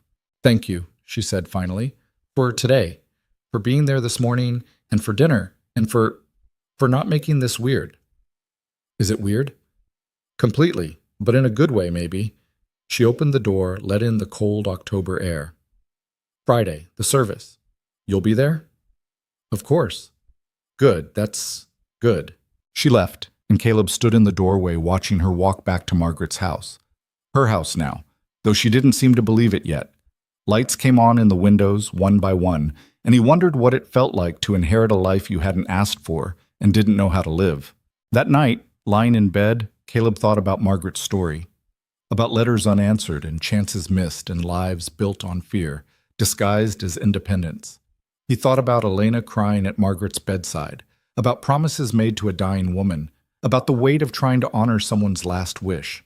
And he thought about Claire, about what she would want for him. Not safety, not hiding, but life. Messy, risky, terrifying life. His phone buzzed. Elena, can't sleep. Keep thinking about this morning. Caleb, me too. Elena, do you think we can actually do it? Keep the promise? Caleb, I don't know, but I think we have to try. Elena, what if we fail? Caleb, then at least we tried. That's more than we've done in years. A long pause. Elena, I'm scared, Caleb. Caleb, me too, but maybe being scared together is better than being safe alone. Elena, Margaret would say definitely. Caleb, Margaret was usually right. Elena, good night. Caleb, good night, Elena. He put the phone down and stared at the ceiling, feeling the weight of possibilities settling over him like a blanket. In 3 days, they'd say goodbye to Margaret, and then they'd have to figure out what came next, for her house, for Elena's decision to stay or go, for whatever was building between them that neither knew how to name. But tonight, it was enough to know he wasn't alone in the fear. That somewhere across the dark street, Elena was lying awake too, carrying the same weight, asking the same questions. Margaret had spent 78 years alone by choice, and died regretting every minute. Caleb had spent 6 years alone by necessity that had become habit. Elena had spent 8 years alone, convinced it was easier than the alternative. And now they were here, two broken people with one chance to choose differently. To be brave. To build something new on the foundation of shared grief and hard-won honesty. The safe choice would be to retreat. To let Elena go back to Seattle, to keep his walls intact, to tell himself that trying was too risky. But Margaret's voice echoed in his head. The safe choice is the one you'll regret. And for the first time in 6 years, Caleb chose risk over safety. He chose to try. Friday arrived with the kind of perfect fall weather that felt almost insulting. Clear blue sky, temperature just cool enough to be comfortable, leaves blazing orange and gold. Margaret would have called it show-off weather, nature putting on its best performance when what you really needed was rain to match the mood. Caleb woke early and found himself staring at the suit hanging on his closet door. He hadn't worn it since Claire's funeral. 6 years in a garment bag, untouched, because wearing it meant attending events he'd systematically avoided. Weddings, baptisms, celebrations that required dressing up and pretending to be a whole person. He put it on anyway. It still fit, barely. His shoulders had filled out from the physical work at the hardware store, and the pants were snug in ways they hadn't been at 26. But it would do. Nora appeared in his doorway wearing the purple dress from last Saturday, the one she'd picked for dinner at Elena's. Is this okay? She asked, uncertain in a way she rarely was. You look beautiful, baby. I don't feel beautiful. I feel sad. You can be both. They ate breakfast in silence, neither very hungry. Caleb made toast they didn't finish and poured orange juice they barely touched. The house felt too quiet, like it was holding its breath. At 9, they walked to Margaret's house. Cars already lined the street, more than Caleb had expected. Apparently, Margaret had touched more lives than her solitary existence suggested. Elena met them at the door, and Caleb barely recognized her. She'd traded the corporate armor for a simple black dress, hair down and soft around her face, minimal makeup. She looked younger, vulnerable, and absolutely exhausted. "You okay?" he asked quietly while Nora ran ahead to the garden. "No, but I will be. Eventually." She touched his arm. "Thank you for coming early. I'm kind of falling apart here." "What do you need?" "Honestly, just don't leave me alone with all these people who knew her better than I did. I feel like a fraud hosting her funeral when I only knew her 3 weeks." "You knew her when it mattered. That counts." The service was exactly what Margaret wanted. Simple, honest, no pretense. People gathered in the garden among the fall flowers, and one by one they shared memories. The woman who'd bought the house next door 40 years ago and watched Margaret tend her garden every morning. The postal carrier who'd delivered her mail for 20 years and always got a Christmas cookie. The librarian who'd ordered books for her. The pharmacist who'd filled her prescriptions. The cashier at the grocery store who'd bagged her groceries. Caleb realized with the start that Margaret had been woven into the fabric of this town in ways he'd never noticed. She'd been solitary, yes, but not invisible. She'd touched lives quietly, consistently, without fanfare. When it was his turn to speak, Caleb stood in front of 20 strangers and told them about the woman who'd brought casseroles when Nora was teething, who'd never asked intrusive questions but always offered practical help, who'd called him out on his hiding in the last weeks of her life and given him permission to try living again. "She told me the safe choice was the one I'd regret," he said, voice rough, and she was right. Margaret spent 78 years making safe choices, and at the end, she wanted us to learn from her mistakes, to be braver than she was, to build lives worth living instead of lives worth protecting. He sat down beside Elena, and she took his hand, squeezed once. Her palm was cold. Nora spoke last, standing on a chair someone had brought out so she could be seen. She held up a drawing she'd made, Margaret in her garden, surrounded by flowers and sunshine and a big yellow box with carved flowers on the lid. "Miss Margaret was my friend," Nora said, voice clear and steady. "She was old and sometimes grumpy, but she always had time to listen to my stories. And she taught me that it's okay to be sad when people leave, because being sad means you loved them. So I'm really sad today, but that's okay, because I really loved her." More than one person in that garden wiped their eyes. After the service, people lingered, eating the food the caterer had prepared, sharing more stories, reluctant to leave.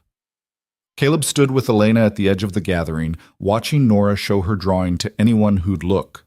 "She would have hated this," Elena said. "The attention? Absolutely. But she would have loved that people came, that they remembered." Elena was quiet for a moment.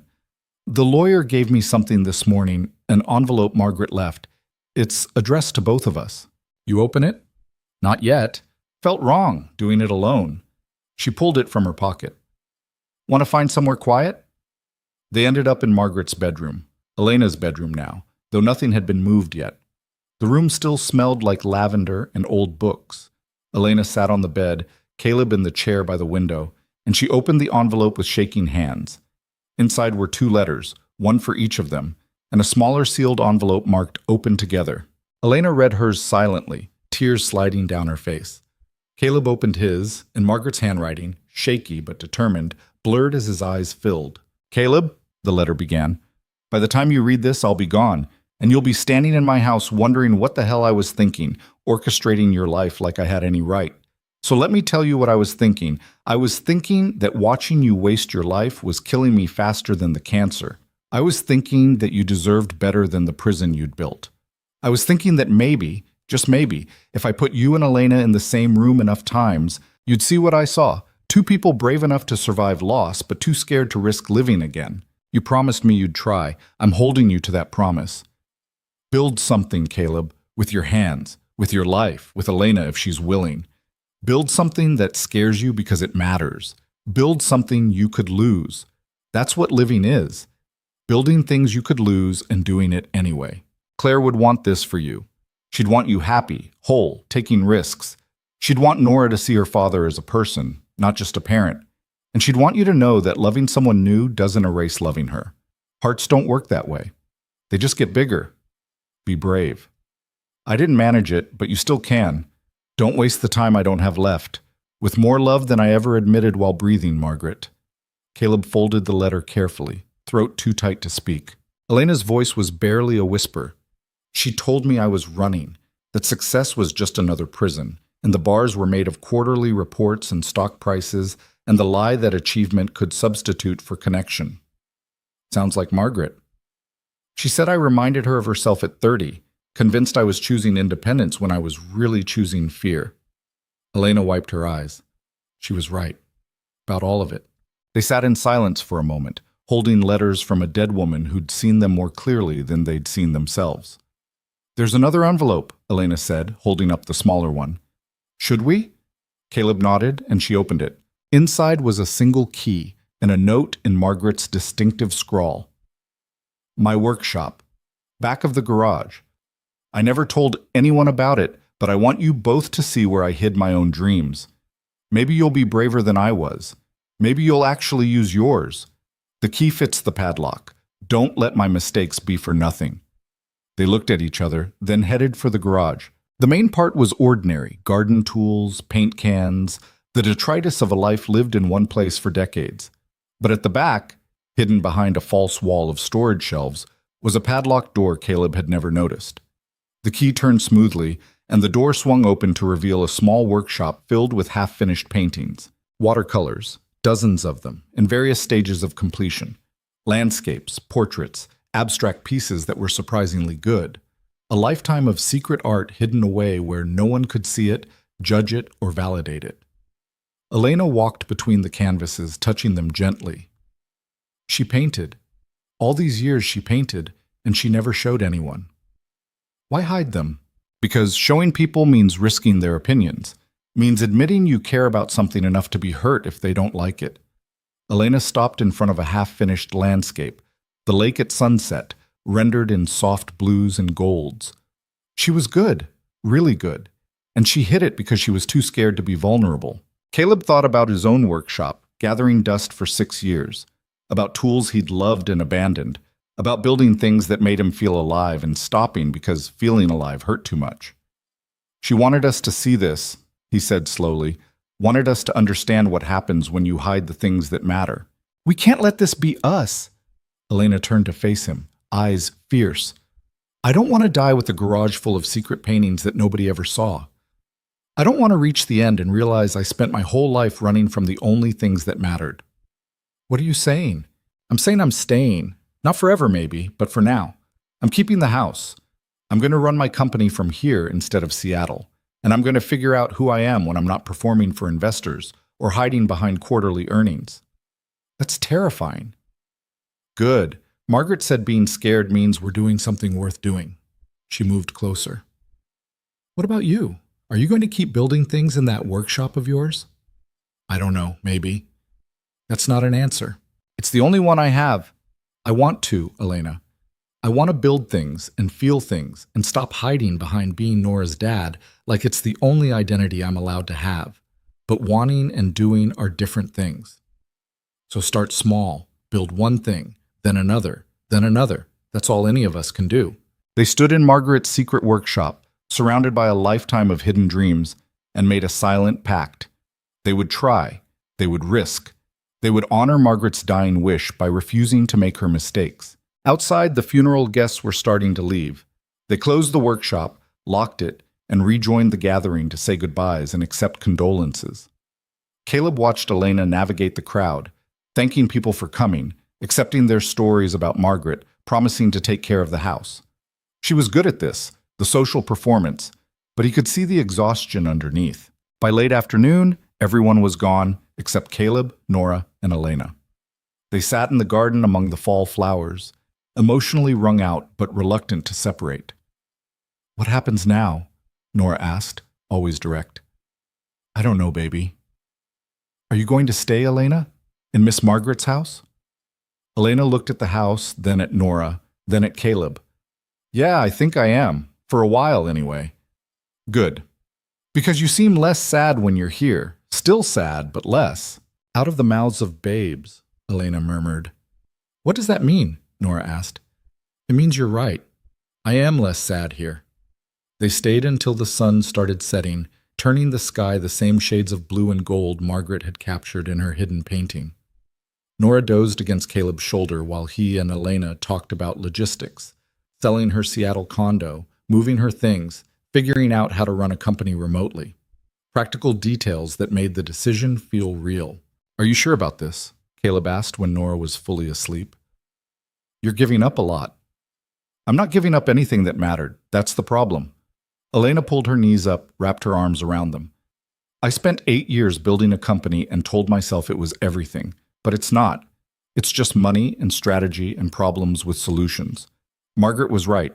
I was hiding, using work the same way you used routine, and I'm tired of hiding.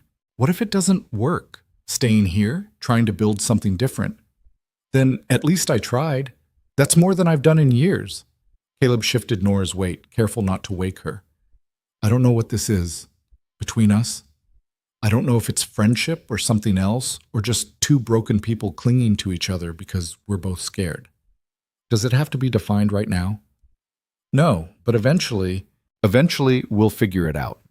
Or we won't. But we'll have tried." Elena met his eyes in the fading light. "I'm not asking for promises, Caleb. I'm just asking for honesty, for us to keep being real with each other and see where it goes." "I can do that." "Good. Because I can't do fake anymore. Can't do performed. Whatever this is, it has to be real or it's not worth doing." They carried Nora home together, Elena walking beside them in the dark. At Caleb's door, she stopped. "Thank you. For today. For being there." "You don't have to keep thanking me." "I know, but I'm going to anyway." She hesitated. "Can I ask you something?" "Always." "When you think about the future now, does it still feel like betrayal? Thinking about being happy again?" Caleb considered the question honestly. "Sometimes. But less than before. Now it feels more like possibility. And that's terrifying in a different way." "Yeah," Elena said softly. "It really is." She left, and Caleb put Nora to bed still in her purple dress because she was too deeply asleep to wake. He sat on the edge of her bed for a long time, watching her breathe, this miracle child who'd kept him tethered to life when he wanted to disappear into grief. "I'm going to try, baby," he whispered. "I'm going to try to be more than just your dad. I'm going to try to build things and feel things and be brave. Margaret wanted that. Your mom would have wanted that, and you deserve to see it." Nora slept on, oblivious, secure in a world where her father was a constant, and nothing could shake that. Caleb hoped he could live up to that faith. That night he went to the workshop and actually turned on the lights. The space looked better for his cleaning, organized and waiting. He ran his hand over the workbench, feeling the smooth wood, the familiar gouges and stains from years of use. He thought about Margaret's hidden paintings, about a lifetime of creating in secret, too scared to let anyone see the things that mattered, about dying with a garage full of unrealized potential. Caleb picked up a piece of wood, cherry, salvaged from a tree that had come down in a storm 2 years ago. He'd kept it because it was beautiful, even though he had no plans to use it. Now he studied it, seeing what it could become. Not a box this time. Something bigger. A table, maybe. Something for Nora, or for Elena, or for the life he was trying to build. He made the first cut at midnight, the saw's whine breaking the silence. It felt like a declaration, like a promise to a dead woman who'd spent her last breath trying to save 2 people from her mistakes. Over the next week, a pattern emerged. Caleb worked his shifts at the hardware store, picked up Nora from school, made dinner. Normal routine. But the evenings were different now. After Nora went to bed, instead of sitting on the couch staring at nothing, he went to the workshop. An hour, sometimes 2, just working with his hands, remembering what it felt like to create. Elena texted throughout the week, updates on selling her condo, on conference calls with her executive team, on the strange experience of working from a house instead of an office, but also just conversation, random thoughts, observations, the kind of low-stakes communication that built connections slowly. Elena: "Just had a video call with my board and realized I was wearing slippers. Nobody said anything, but I saw them notice." Caleb: "Welcome to working from home." Elena: "It's disorienting. I keep waiting for someone to tell me to get back to the office." Caleb: "You are the office. You can tell yourself to get back to wherever you want." Elena: That's way too much power for someone who ate cereal for dinner 3 nights this week. Caleb, living alone will do that to you. A pause, then, Elena. I don't want to live alone anymore, not like I have been anyway. Does that make sense? Caleb, yeah, it does. Elena, what are you doing right now? Caleb, building a table. You? Elena, watching design mock-ups and pretending I care about UI updates. What kind of table? Caleb, don't know yet. Just seeing what the wood wants to be. Elena, can I come watch? The question surprised him, and his fingers hovered over the keyboard for a long moment. Caleb, it's almost 11. Elena, I know. Is that a no? Caleb, no. Come over. Door's unlocked. She arrived 15 minutes later in sweatpants and an oversized sweater, hair pulled back, face scrubbed clean. This version of Elena, tired and casual and real, was becoming more familiar than the polished CEO who'd knocked on his door 3 weeks ago. Hi, she said from the workshop doorway. Hi. This is weird, right? Showing up at your house at 11 p.m. to watch you work? Completely weird. Good. Just checking. She came inside looking around with open curiosity. This is amazing. When you said workshop, I pictured a corner of the garage with a few tools. This is a hole. You could build anything here. That was the idea, before I stopped building. What changed? Why start again now? Caleb ran his hand over the cherry wood, feeling the grain. Margaret, mostly. And you. And Nora asking when I'd last done something just because I wanted to, and realizing that hiding from grief meant hiding from everything else too. Elena picked up a chisel, tested the weight of it. Can you teach me? To build? To make something. I told you I used to paint, but I stopped. And seeing Margaret's hidden workshop, I don't want to be that person, the one who creates in secret and never shows anyone. You want to learn woodworking? I want to learn anything that involves making instead of managing. Everything I do is abstract, spreadsheets and projections and strategies. I want to make something I can touch. So Caleb taught her. Started with the basics, how to read the grain, how to hold tools, how to make a cut that wouldn't split the wood. Elena was clumsy at first, approaching it like a business problem that could be solved with logic. But slowly, she relaxed into it, stopped overthinking, let her hands learn. They worked side by side until past midnight, not talking much, just the comfortable silence of shared focus. When Elena finally made a clean cut on her own, she looked at Caleb with such pure joy that something shifted in his chest. I did it, she said unnecessarily. You did. It's just one cut. It's nothing. It's not nothing. It's a start. She looked at the piece of wood in her hands, at the clean line she'd made, and smiled. Really smiled, the kind that reached her eyes and erased years of accumulated weariness. Thank you, she said softly. For this. For letting me, she gestured helplessly. For not making it weird that I showed up at your workshop at 11 p.m. on a random Thursday. You can show up whenever you want. Door's always unlocked. That's a dangerous offer. I might actually take you up on it. Good. They stood there in the sawdust and wood shavings, two people learning how to be vulnerable, and something passed between them. Not a kiss, not a declaration, just recognition, just the acknowledgement that whatever this was, it mattered. I should go, Elena said, not moving. Probably. Nora has school tomorrow. You need sleep. I do. Still neither moved. Finally, Elena laughed. Why is leaving so hard? Because this feels good. Being here, making things, not hiding, and good things feel dangerous when you've spent years avoiding them. Margaret would tell us to stop overthinking and just feel. Margaret would absolutely say that. Elena set down the wood she'd been holding. Good night, Caleb. Good night, Elena. This time she actually left, and Caleb stood in the workshop feeling like he'd crossed some invisible line. They were building something, the two of them. Not just furniture or healing, but connection. Real connection. The kind Margaret had warned them about. The kind that could hurt if it broke. But for the first time in 6 years, the possibility of hurt didn't make him want to run. The following Saturday, Elena invited them to dinner at her place. Officially her place now, though she was still calling it Margaret's house, unable to claim ownership of a life she'd inherited rather than chosen. Nora was excited in a way that made Caleb nervous. She'd been dropping hints all week about Elena, about how nice it would be if she stayed forever, about how their house was too small for 3 people, but Miss Margaret's house was huge. "We're just friends," Caleb reminded her on the walk over. "I know, Dad. You keep saying that." "I mean it." "Okay." But her tone suggested she didn't believe him at all.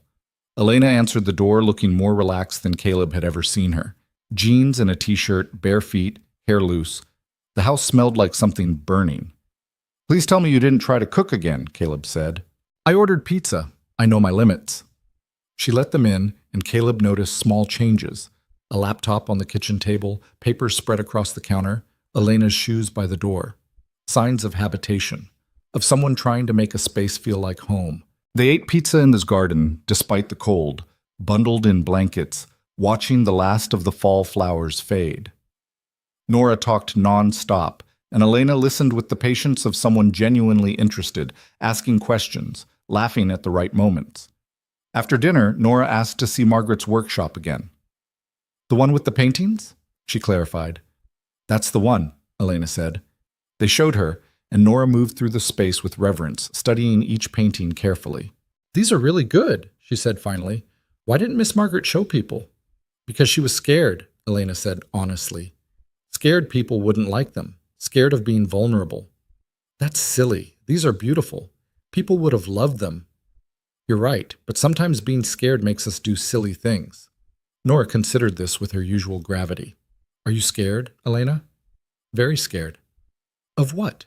"Of trying to build a new life here and having it not work out. Of letting people get close and losing them. Of being happy and having it taken away." "Dad's scared too," Nora offered helpfully. "He doesn't say it, but I can tell." "Hey," Caleb protested, "I'm right here." "I know, but you are scared. You get this look when you think about Miss Margaret, or when Elena texts you, or when you're in your workshop. Like you want something, but you're afraid to want it. Out of the mouths of children." Again. Elena looked at him, eyebrows raised. "Is that true?" "Apparently I'm very transparent." "Only to people who pay attention," Nora said. "Most grown-ups don't notice anything." They left the workshop and ended up in the living room. Nora sprawled on the floor, drawing, while Caleb and Elena sat on the couch, not quite touching but close enough to feel each other's warmth. "She's right, you know," Elena said quietly. "About you being scared. I can see it too." "So can I. About you." "What are we doing, Caleb? We keep dancing around this thing between us, but we never actually address it." "What do you want to address?" "I don't know. That's the problem. I don't know if this is friendship or something more. I don't know if we're helping each other heal or using each other as crutches. I don't know if what we're building is real or just two lonely people pretending." Caleb was quiet for a long moment, watching Nora draw, thinking about Claire and Margaret and 6 years of carefully controlled grief. "I think it's real," he said finally. "I think we're both scared and broken and have no idea what we're doing, but I think it's real anyway." "How do you know?" "Because fake doesn't feel like this. Fake doesn't make me want to build things again or stay up until midnight teaching you how to use a chisel. Fake doesn't make me think about the future without feeling like I'm betraying my past." Elena's eyes filled. "I'm falling for you, I think. I'm not sure because I haven't let myself fall for anyone in 8 years. But I think that's what this is, and it terrifies me." "Good." "Good?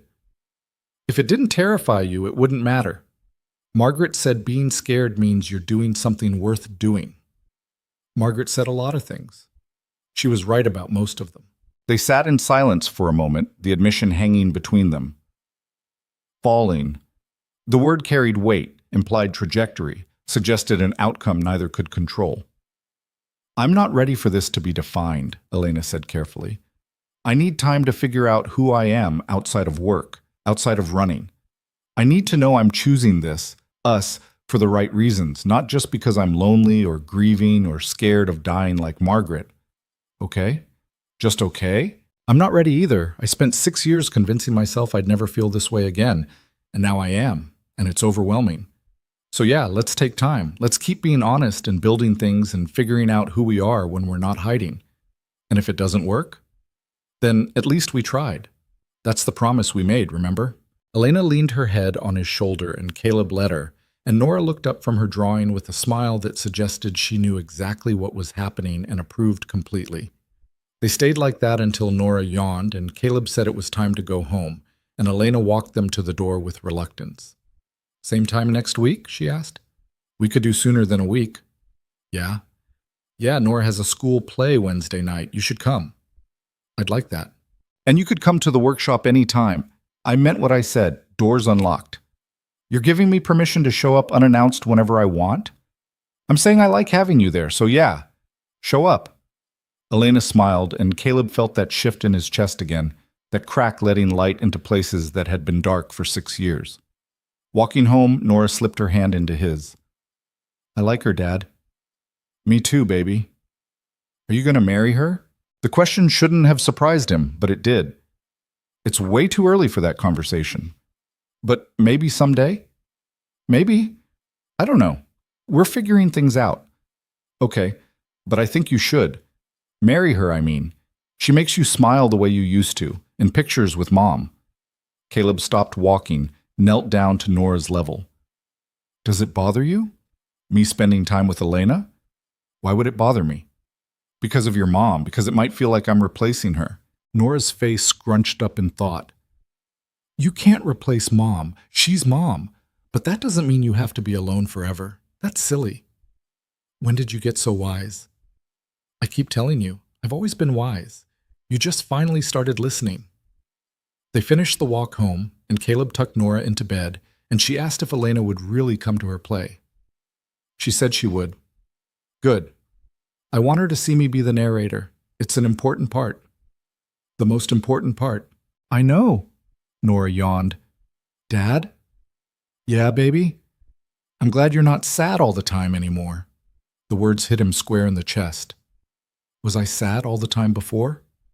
Not all the time, but a lot. Like you were far away even when you were right here. She reached for his hand. But now you're closer. Like you came back. Caleb squeezed her hand, throat tight. I'm trying, Nora. I'm really trying. I know. That's enough. He sat with her until she fell asleep, then went to his own room and pulled out the box from the top of his closet. Claire's pictures. But this time, looking at them didn't feel like drowning. It felt like remembering something precious without being destroyed by its loss. He texted Elena without thinking too hard about it. Caleb. Nora asked if I was going to marry you. Elena. Oh my God, what did you say? Caleb. That it's too early for that conversation. Elena. Diplomatic. Caleb. She said you make me smile the way I used to, in pictures with Claire. A long pause. Elena. Is that okay? That I make you smile like that? Caleb. Yeah, I think it is. Elena. I'm scared, Caleb. Caleb. Me too, but I'm doing it anyway. Elena. Doing what? Caleb. Falling. Another pause, longer this time. Elena. Yeah, me too. Caleb put the phone down and sat in the dark, feeling the weight of the admission. Falling. No safety net, no guarantee, just two people choosing risk over safety because a dying woman had shown them what a life without risk looked like. Margaret would have been proud.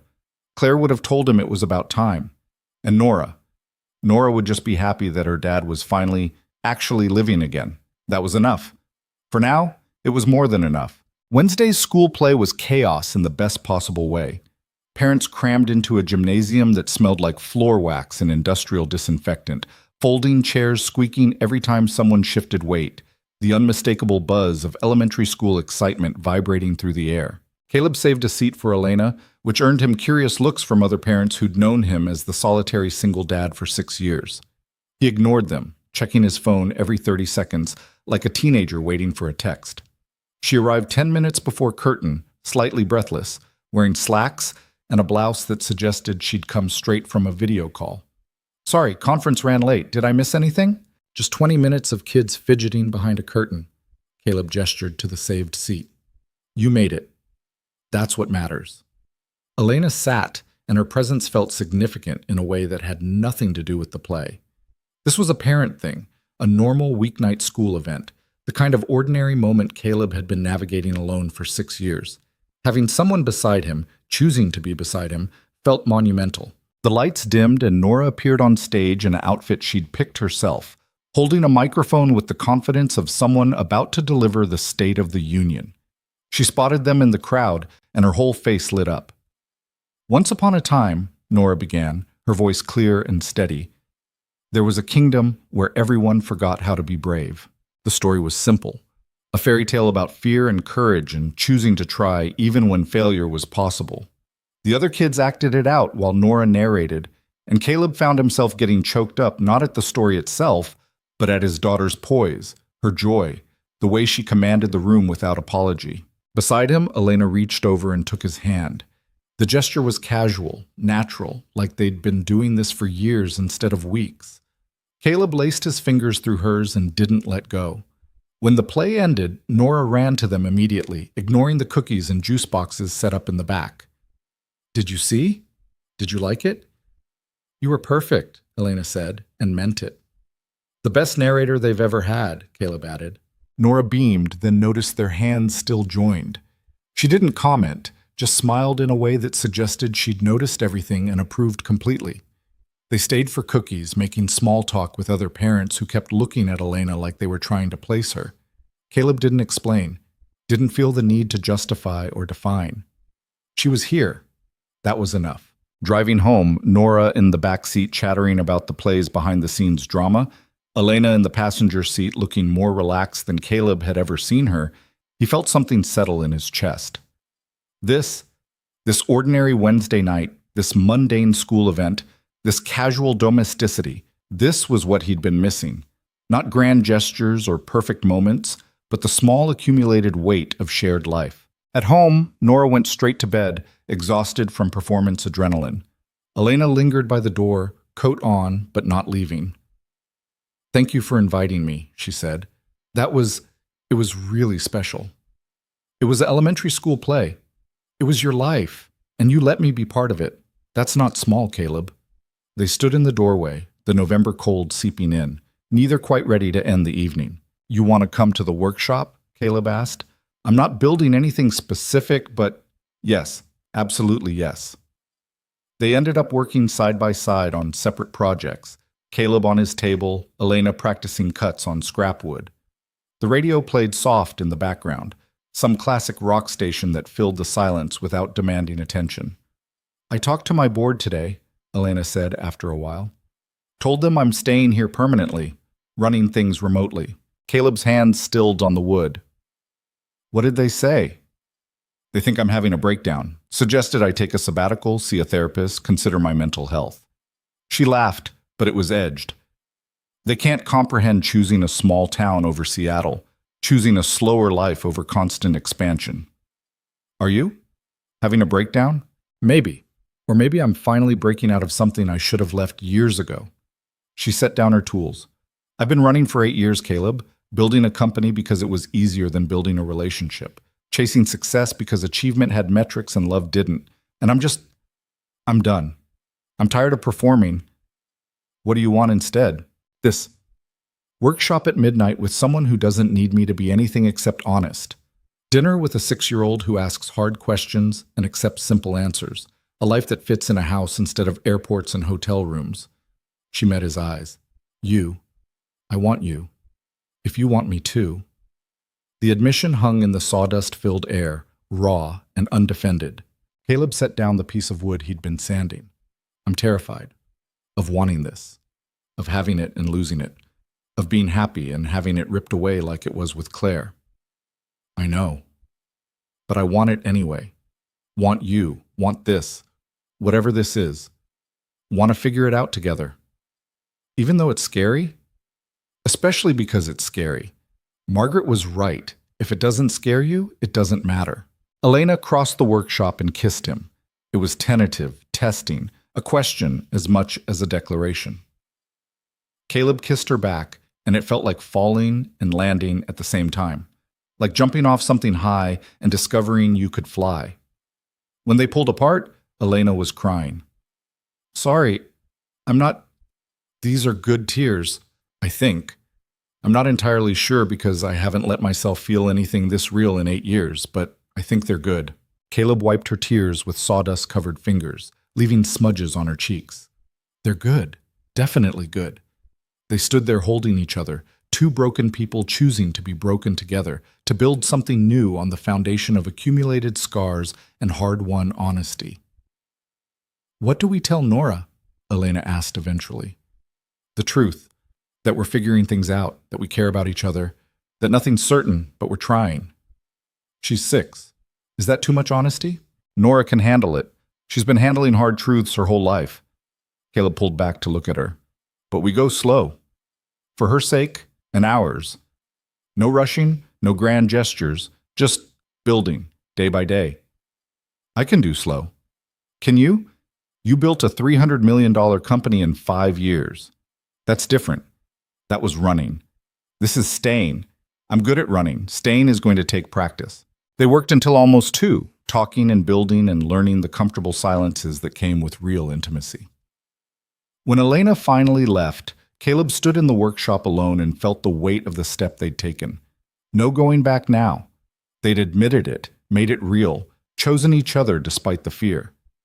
He found Nora's light still on when he went inside. You're supposed to be asleep. I know, but I heard you in the workshop and I wanted to wait up. She patted the bed beside her. Are you and Elena together now? Like together?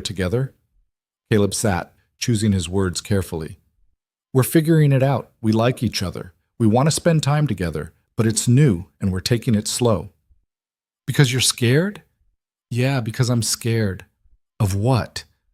Of getting hurt again, of losing someone I care about, of being happy and having it taken away. Nora considered this with her usual gravity. But Dad, you could get hurt doing anything. You could get hurt going to work or driving or just walking down the street. That's life. You can't stop living because you might get hurt. Out of the mouths of 6-year-olds, again and again. When did you get smarter than me? He asked. I've always been smarter. You just finally started listening. She yawned. I'm glad about you and Elena. She's nice. And you're happy. Like actually happy, not just pretending for my sake happy. How do you know the difference? Because I've been watching you my whole life, Dad. I know all your faces. Caleb pulled her into a hug, this wise, perceptive child who'd grown up watching her father hide from life and never once complained about it. I love you, baby. I love you too. Now go to bed. You have work tomorrow and you look tired. He went, but sleep didn't come easily. His mind kept circling back to Elena's admission, to the kiss, to the decision they'd made to try despite the terror. 6 years ago, this would have been impossible. 6 weeks ago, it would have been unthinkable. But now, lying in the dark, it felt inevitable. Like Margaret had seen something he couldn't and engineered this entire thing knowing they needed each other. The next morning, Nora asked if Elena could come to dinner again. We just had dinner with her Saturday. So, I like her and you like her, so we should have dinner with her more. It doesn't work that way, baby. Why not? Caleb had no good answer, so he texted Elena. Caleb, Nora's demanding you come to dinner tonight. You free? Elena, I'm running a multinational company from a dead woman's house. My schedule is extremely flexible. Caleb, that's a yes? Elena, that's absolutely a yes.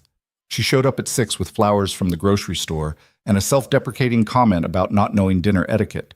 Nora accepted them with ceremony and put them in a vase she'd made at school, lumpy and lopsided and perfect. They ate spaghetti and talked about ordinary things. Nora's upcoming science project, Elena's ongoing battle with her Seattle condo's realtor, Caleb's coworker who'd accidentally ordered 10 boxes of the wrong screws. Normal conversation, domestic and easy, the kind Caleb had forgotten could exist. After dinner, Nora asked Elena to read her bedtime story. If that's okay, she added, looking at Caleb, it's okay with me if it's okay with Elena. I'd love to, Elena said, and meant it. Caleb cleaned up while Elena and Nora disappeared into the bedroom. He could hear their voices through the wall, Nora asking questions about the story, Elena answering with patience, both of them laughing at something. The sound of it made his chest ache in the best way. When Elena emerged 20 minutes later, she looked different, softer, more settled. She's out.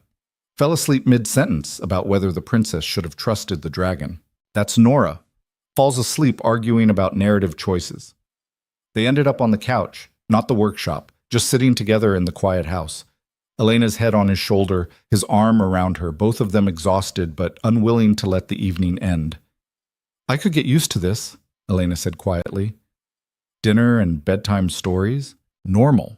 I could get used to normal, to having a routine that doesn't involve airports and hotels, to caring about someone's science project instead of quarterly projections. It's not always this easy. Some nights Nora has nightmares.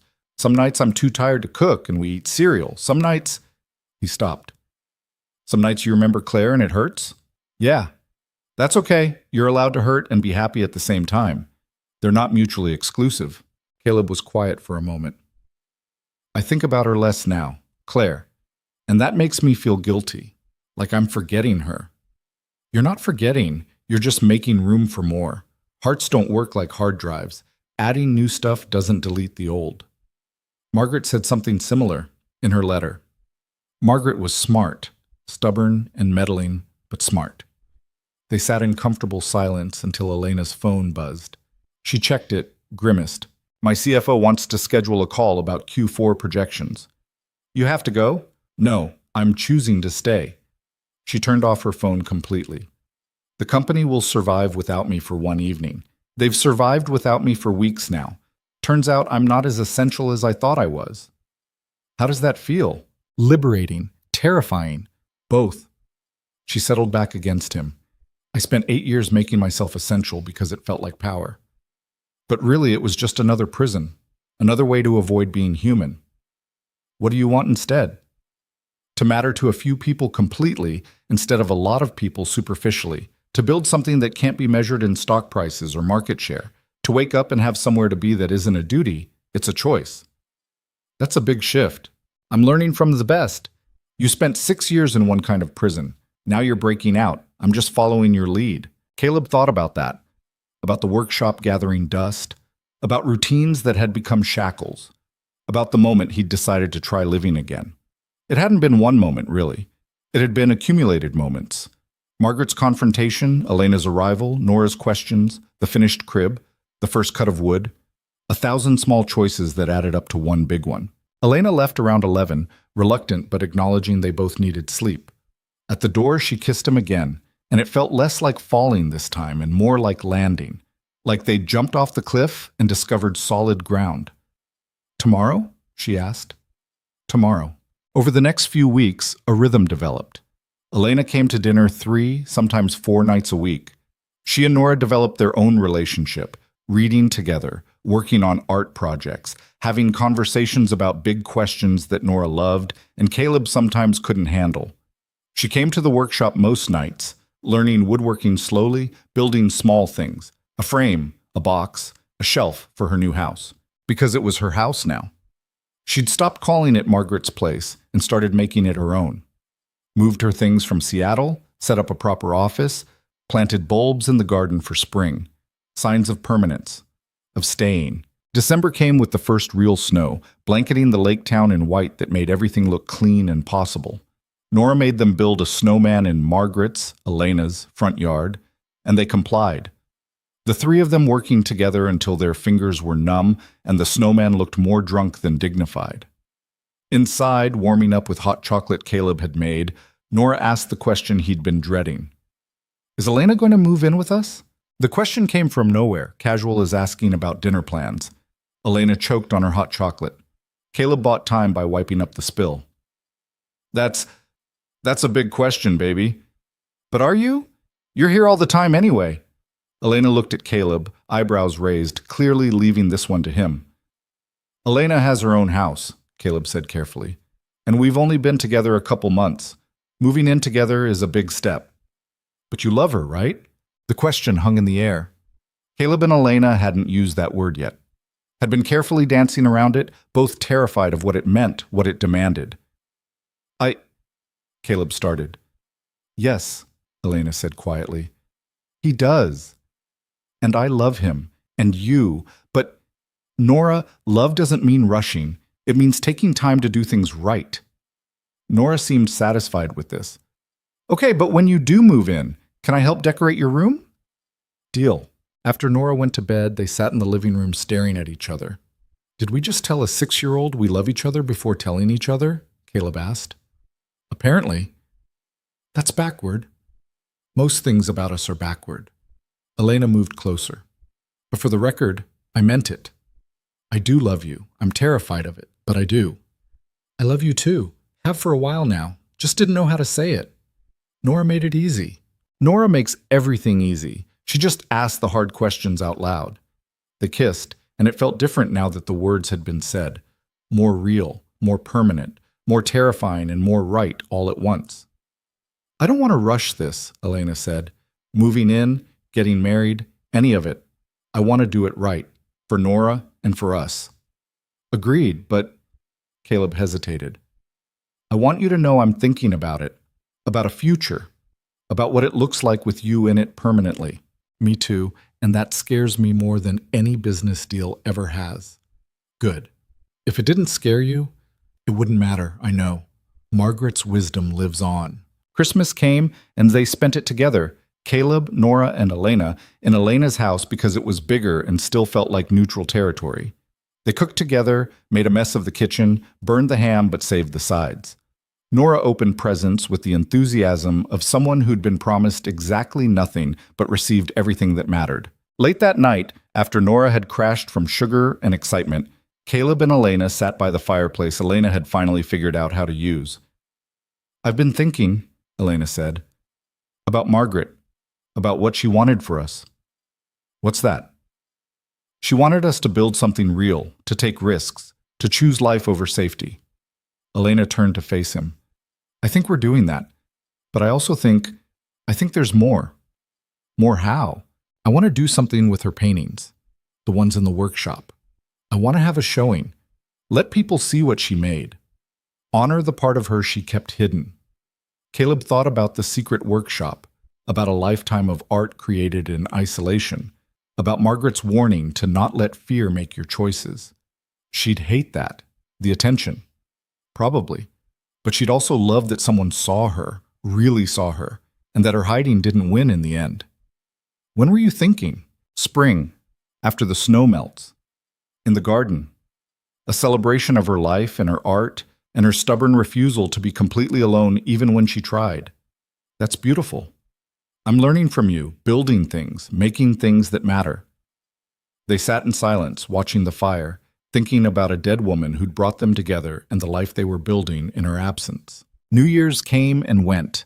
Caleb made a resolution to finish the table he'd been building, the cherry wood piece that had started as nothing and was becoming something beautiful. Elena resolved to paint again, to pick up the brushes she'd sold 8 years ago and make something just for the joy of making it. Nora resolved to get a dog, which Caleb and Elena carefully didn't promise but didn't rule out either. January was hard.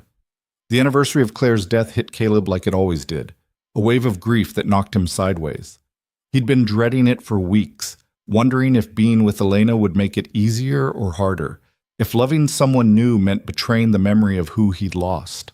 Elena gave him space but stayed close, didn't try to fix it, didn't offer empty platitudes, just let him be sad while making sure he wasn't alone in it. On the actual anniversary, she took Nora for the day, giving Caleb time to fall apart in private, to visit Claire's grave, to remember without performance. When he came home, exhausted and hollowed out, Elena and Nora had made dinner. Nothing fancy, just spaghetti again, but the gesture mattered. You okay? Elena asked quietly, while Nora set the table. No, but I will be. Good, that's good. After dinner, Nora brought out a drawing she'd made. Claire holding baby Nora, surrounded by hearts and flowers, and the kind of pure love only children's art could capture. I don't remember her, Nora said matter-of-factly, but I know she loved me, and I know you loved her, and I know that's okay, that loving Elena now doesn't mean you stopped loving Mom. Caleb couldn't speak, just pulled Nora into a hug and held on. Out of the mouths of babes, Elena murmured, eyes bright. February brought Valentine's Day, which Caleb had ignored for 6 years. But Elena asked if they could do something small, just the 3 of them, and he agreed. They made heart-shaped pizzas and watched a movie Nora picked, and it was perfect in its ordinariness. No grand gestures, no expensive gifts, just time together. Just choosing each other again and again in the accumulated moments that built a life. After Nora went to bed, Caleb gave Elena a small box. It's not, I didn't go overboard or anything. Inside was a wooden pendant he'd carved and sanded and polished for hours. Simple, clean lines, a piece of cherry wood from the table he was still building, shaped like a heart but not obviously so. Abstract enough to be art, personal enough to matter. Elena's eyes filled. You made this? Yeah. Wanted you to have something from the workshop, something that mattered. She put it on immediately, and Caleb fastened the clasp, his hands shaking slightly. I love it. I love you. She turned to face him. I'm not going anywhere, Caleb. I need you to know that. I'm staying, building a life here, with you and Nora, for real. I know. Do you? Because sometimes I see you waiting for the other shoe to drop, waiting for me to leave or change my mind or decide Seattle was better. Old habits. 6 years of expecting loss makes you wary. I get it, but I'm not Claire. I'm not going to die in a car accident, and I'm not Daniel. I'm not going to leave because things get hard. I'm staying, and you need to believe that. I'm trying. Try harder, because I'm all in, Caleb, completely, and I need you to be all in too. He kissed her instead of answering, and the kiss said what words couldn't, that he was trying, that he was terrified, that he was choosing her anyway, that all in meant risking everything, and he was finally ready to take that risk. March came with the first signs of spring. Margaret's bulbs started pushing through the snow, crocuses and daffodils, the ones she'd planted years ago and the ones Elena had added. New growth on old foundations.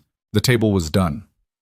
Caleb finished it on a Tuesday night, running his hands over the smooth surface, admiring the grain, the joints, the way it had become exactly what he'd envisioned when he made that first cut months ago.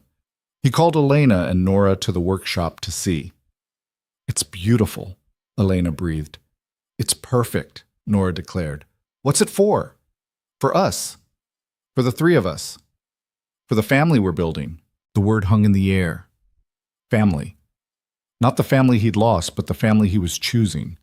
Elena and Nora and him. Broken pieces building something whole. Elena started crying. What are you saying? Caleb knelt down, ridiculous in sawdust and flannel, and pulled out a ring he'd been carrying for 2 weeks, terrified to use. I'm saying I want this. All of it. I want you to move in, want to combine our lives, want to make this official. I want Nora to have a family again, and I want you to be part of it. His voice broke. I want to stop being scared and start being brave, the way Margaret told us to be. Yes, Elena said before he could finish. Yes, absolutely, yes. Nora cheered, jumping up and down, shouting about finally getting to decorate Elena's room, and also could they please get a dog now. They laughed and cried and held each other in the workshop where it had all started, where Caleb had taken the first tentative steps toward building again. I'm terrified, Elena admitted, looking at the ring on her finger. Me too, but we're doing it anyway. Margaret would be proud. Margaret would say it's about damn time. April brought the art show. They set it up in Elena's garden. Margaret's paintings displayed on easels among the spring flowers. People from town gathering to see what their solitary neighbor had kept hidden. The turnout was bigger than expected. Apparently everyone had stories about Margaret, had been touched by her quiet presence, had wondered what went on behind her closed doors. Caleb stood with Elena and Nora and watched people discover Margaret's secret talent, her hidden passion, the life she'd lived in private. Some paintings sold, others they'd keep. But all of them were seen, which felt like honoring her final wish. She'd hate this, Elena said, echoing Caleb's earlier words. But she'd love it too. Being seen. Finally being seen. That night, after everyone left and the garden was quiet again, they sat among the paintings and the flowers and talked about the future. Elena was selling her company. Not all of it, but enough to step back, to focus on other things. She wanted to teach business to women starting out, wanted to paint, wanted time to build a life instead of a resume. Caleb was thinking about leaving the hardware store, about taking commissions for custom furniture, about turning the workshop into an actual business instead of just a hobby. Nora wanted a dog and a little brother or sister in that order. They didn't promise her either, but they didn't rule them out. May came, and with it, a small wedding. Just them and a handful of friends in the garden where Margaret had been celebrated. Nora was the flower girl and cried happy tears through the whole ceremony. Caleb cried too, no longer ashamed of feeling things in public, of admitting that happiness and grief could coexist. Elena's vows were simple. I promise to stay, to choose this, choose you, choose us every single day, to be brave when it's easier to run, to build a life worth living instead of a life worth protecting. Caleb's were simpler. I promise to live, really live, the way Margaret wanted, the way Claire would want, the way Nora deserves to see. I promise to love you completely, without holding back even though it terrifies me. I promise to choose risk over safety, because you're worth the risk. They kissed, and the small gathering cheered, and Nora shouted, "Finally!" loud enough to make everyone laugh. That night, after Nora was asleep in her new room in their combined household, Caleb and Elena sat on the porch overlooking the lake. The same porch where it had all started, where a dying woman had sent a stranger to confront a man hiding from life. "You think Margaret knew?" Elena asked. "That this would happen?" "Probably. She was annoyingly perceptive. I miss her." "Me too." They sat in silence, watching the water reflect the stars, thinking about all the ways life had shifted in 7 months, how grief had forced them to be honest, how honesty had forced them to be brave, how being brave had led them here. "I'm happy," Elena said, like she was testing the words. Actually, genuinely happy. Not performing happy or achieving happy, just happy. "Me too." "That's terrifying." "It is, but we're doing it anyway." Nora appeared in the doorway, clutching her rabbit, hair wild from sleep. "I had a bad dream." "Come here, baby," Caleb said, making room. She climbed between them, and Elena wrapped her in a blanket, and they sat there together, this family built from loss and choice and stubborn refusal to give up. Not perfect, not smooth, but real. Completely, messily, beautifully real. "Tell me about the dream," Elena said softly. "I dreamed everyone left, that I was alone again." "That's not going to happen," Caleb promised. "We're here, we're staying." "But how do you know? Mom left, Miss Margaret left, people always leave." Elena and Caleb exchanged glances over her head. "You're right," Elena said honestly. "People do leave sometimes, but not always. And even when they do, it doesn't mean they wanted to. Your mom didn't want to leave. Margaret didn't want to leave. They just ran out of time." "So you could run out of time too?" "Maybe. Someday. But not today. Not tomorrow. Not for a long, long time. And until then, we're here. All in. Completely. Promise?" "Promise," they said together.